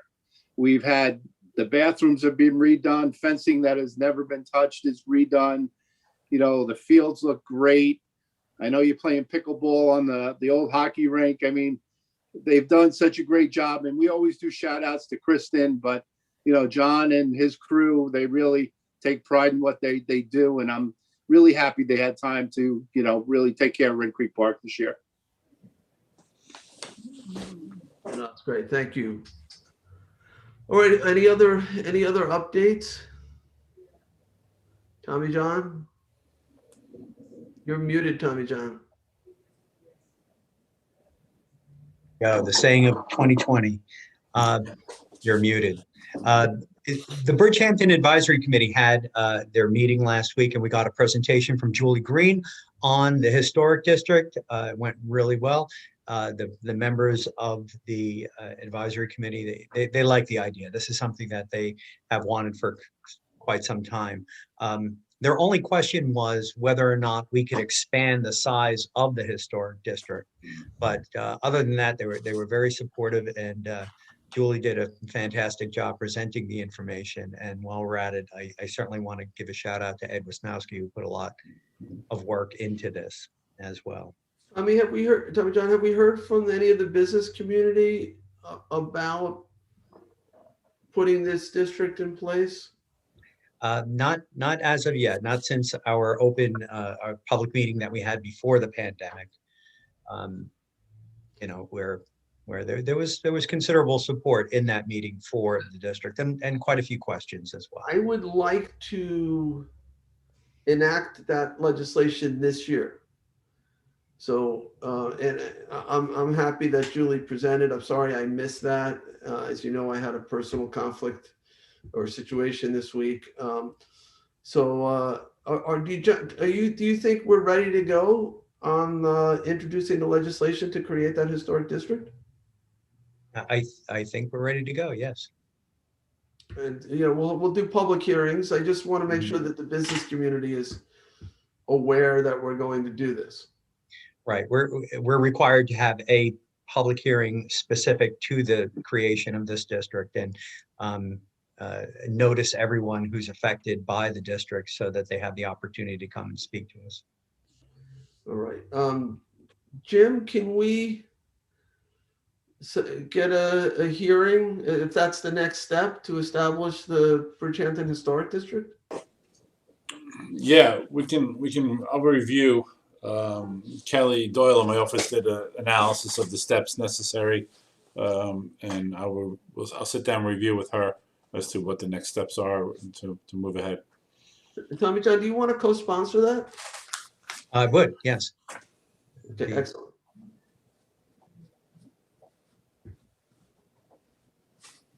There's an application that has to be filed, and then in 45 days, a bit of a moratorium on anything happening in the district while we're considering it, leading up to our hearing. And then after the hearing, it's a vote from the town board. Right. So there's a few steps we have to do, but. Okay, yeah, let's get that in motion.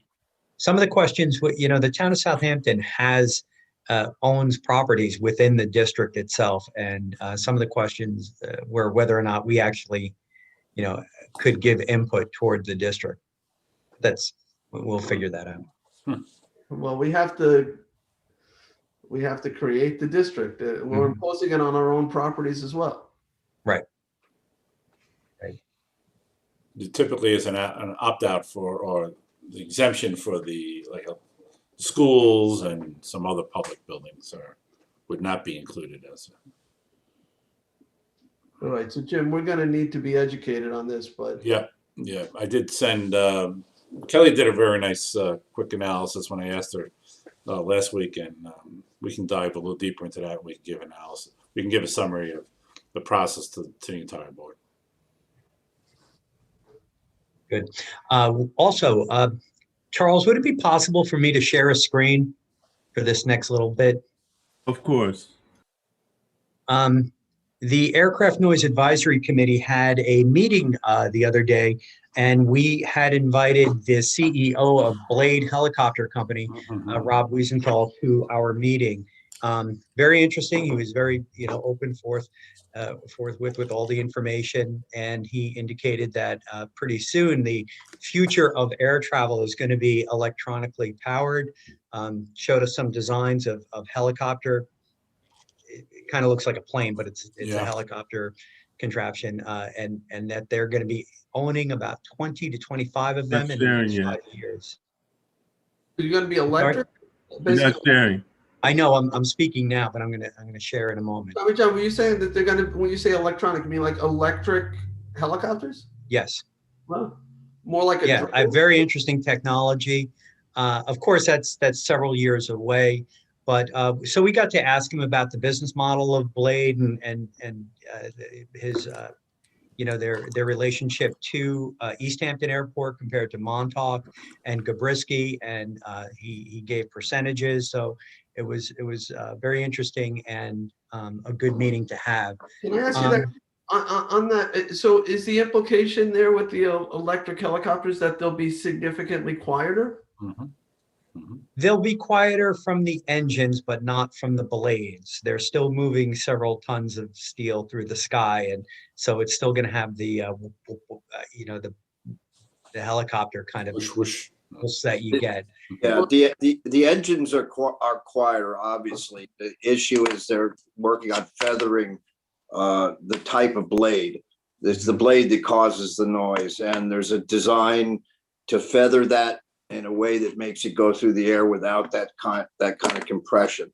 So between those two things, it's pretty interesting technology in the next 5 to 6 years. The issue has never been helicopters. The issue has always been helicopter noise, right? Because helicopters, if they were quiet, like if everyone is coming out here in Zeppelins or in blimps, nobody would be complaining, except maybe, looking up at all the blimps in the sky. But because they come out in loud helicopters, but the fact that they're coming out by air is a positive thing in terms of not putting cars on the road. And I get a little bit concerned with these movements to shut down airports and things like that.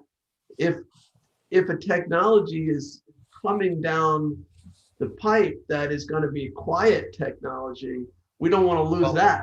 Like that. And he was very clear to say that this technology is not going to abate the sound of moving an object through the air, that it's still going to be there. And it's a new technology.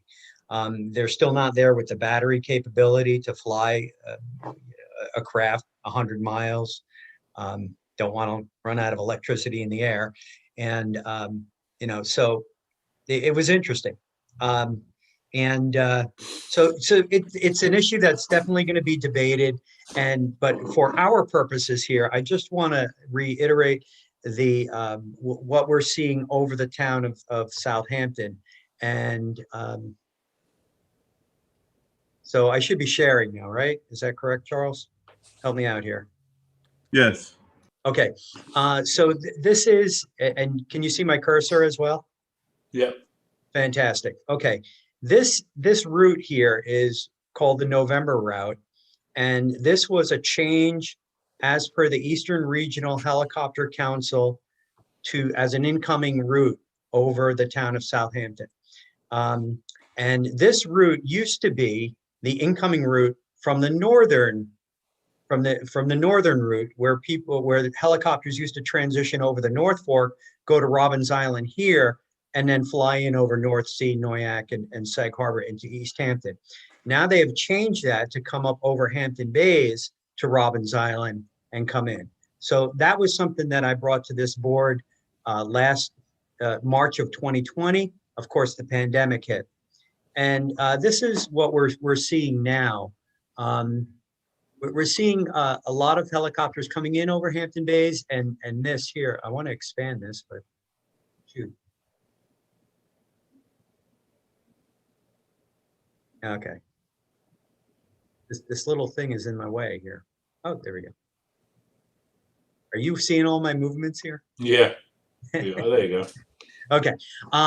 So this is the northern route that a lot of us know, and the northern route used to be the helicopters would fly and then transition over the North Fork. Let me move this over the North Fork into East Hampton. Well, we're now seeing that the helicopters are taking the northern route and then transitioning in Western Riverhead and then flying low and then picking up this November route as well. So it's just a pattern. We're going to see it. We're going to have a presentation, and I wanted to make the board aware of that. You're probably hearing more sound in the skies, particularly in the Hampton Bays, Tuckahoe, Shinnecock area. So we are working on this. And, there are changes in the air. And so we're going to be doing a presentation with the board. And I just wanted to have that. And my little portion of my screen share is done. Still seeing your screen. Yeah, I know. Kind of fun, huh? Seeing an older person. I don't know how to undo my screen share. Should be a stop screen share icon that you can see. Maybe at the I bottom. moved it. There you go. Good job. Here with Zoom, you think we'd Very impressive. Yeah, I find the technology stuff particularly interesting. I keep hoping, maybe naively, that science will figure this one out, and there'll be drones of some sort, human drones that are pretty quiet or more tolerable, and then they can fly high up and then come down at the end. Well, Memorial Day is 3 weeks away, and I wanted the board to be amply aware, once those helicopters start coming over Palmquag and, going up to Robbins Island, you know what's going on. I hear them already. Okay. Yeah, it's a shame that they're going that way. I did see that presentation on the morning news about the blaze, and they showed the design. Like you said, it was plane-like, Tommy John. It was kind of very interesting design, almost like the half helicopter, half plane, like the Osprey that they use in military planes. Yeah. Yeah, the blade design is really interesting. It's actually on the trailing edge. That's where the noise is made. So the first look at that, it was actually designed with feathers in mind to actually modify the trailing edge blade. It's kind of cool. Yeah. Right, it tapers them, yeah. Yeah, it cuts the sound. I mean, you hear it, it's noticeable, but it's still pretty loud, particularly, when a heavy load is trying to land or trying to bank, it loses compression off the trailing edge. Didn't the Wright brothers sort of learn from a bird wing how to take advantage of lift? Yeah, Leonardo da Vinci. that didn't work out too well though. For Leonardo or for the Wright brothers, it worked out. Leonardo. The Wright brothers. So we learned from nature. Birds have been at this for a long time. It's just Okay, so amazing. That's update on that committee, and so they're working. There was a presentation by U.S. Representative Maloney from New York 12. Apparently, the helicopter traffic on the western end in Queens, Brooklyn, and Eastern Manhattan is really an issue as well. All right, Tommy John, do you have any other updates? Not at this time. All right, so we heard from Rick, we heard from Tommy John or Julie, anything? Yeah, I'll segue about traffic. I think we've all heard about, for those of us who can't fly, we must drive. All over, specifically a lot in Hampton, that I've been hearing about Hampton Bays and Flanders. And I know that I believe the first meeting of and I don't know the name of it, the Traffic Safety Committee, perhaps. And I think that's a great idea. I would just hope that we could have the rest of whoever is not liaison to that committee to send us out meeting agendas and minutes. So we can, add some thoughts if we think something needs to be on an upcoming agenda that we've heard from the community, that we can add it to that agenda. I would appreciate it because I'm hearing a lot about traffic. Oh, I don't know who's in charge of that. You want to talk? Christine Fenton and Councilman Martell and myself were on the call. So could you accommodate Julie's request? Yes. Okay. Thank you. Thanks. Anything else, Julie? No, that's it. Thanks. And then John, you had something too?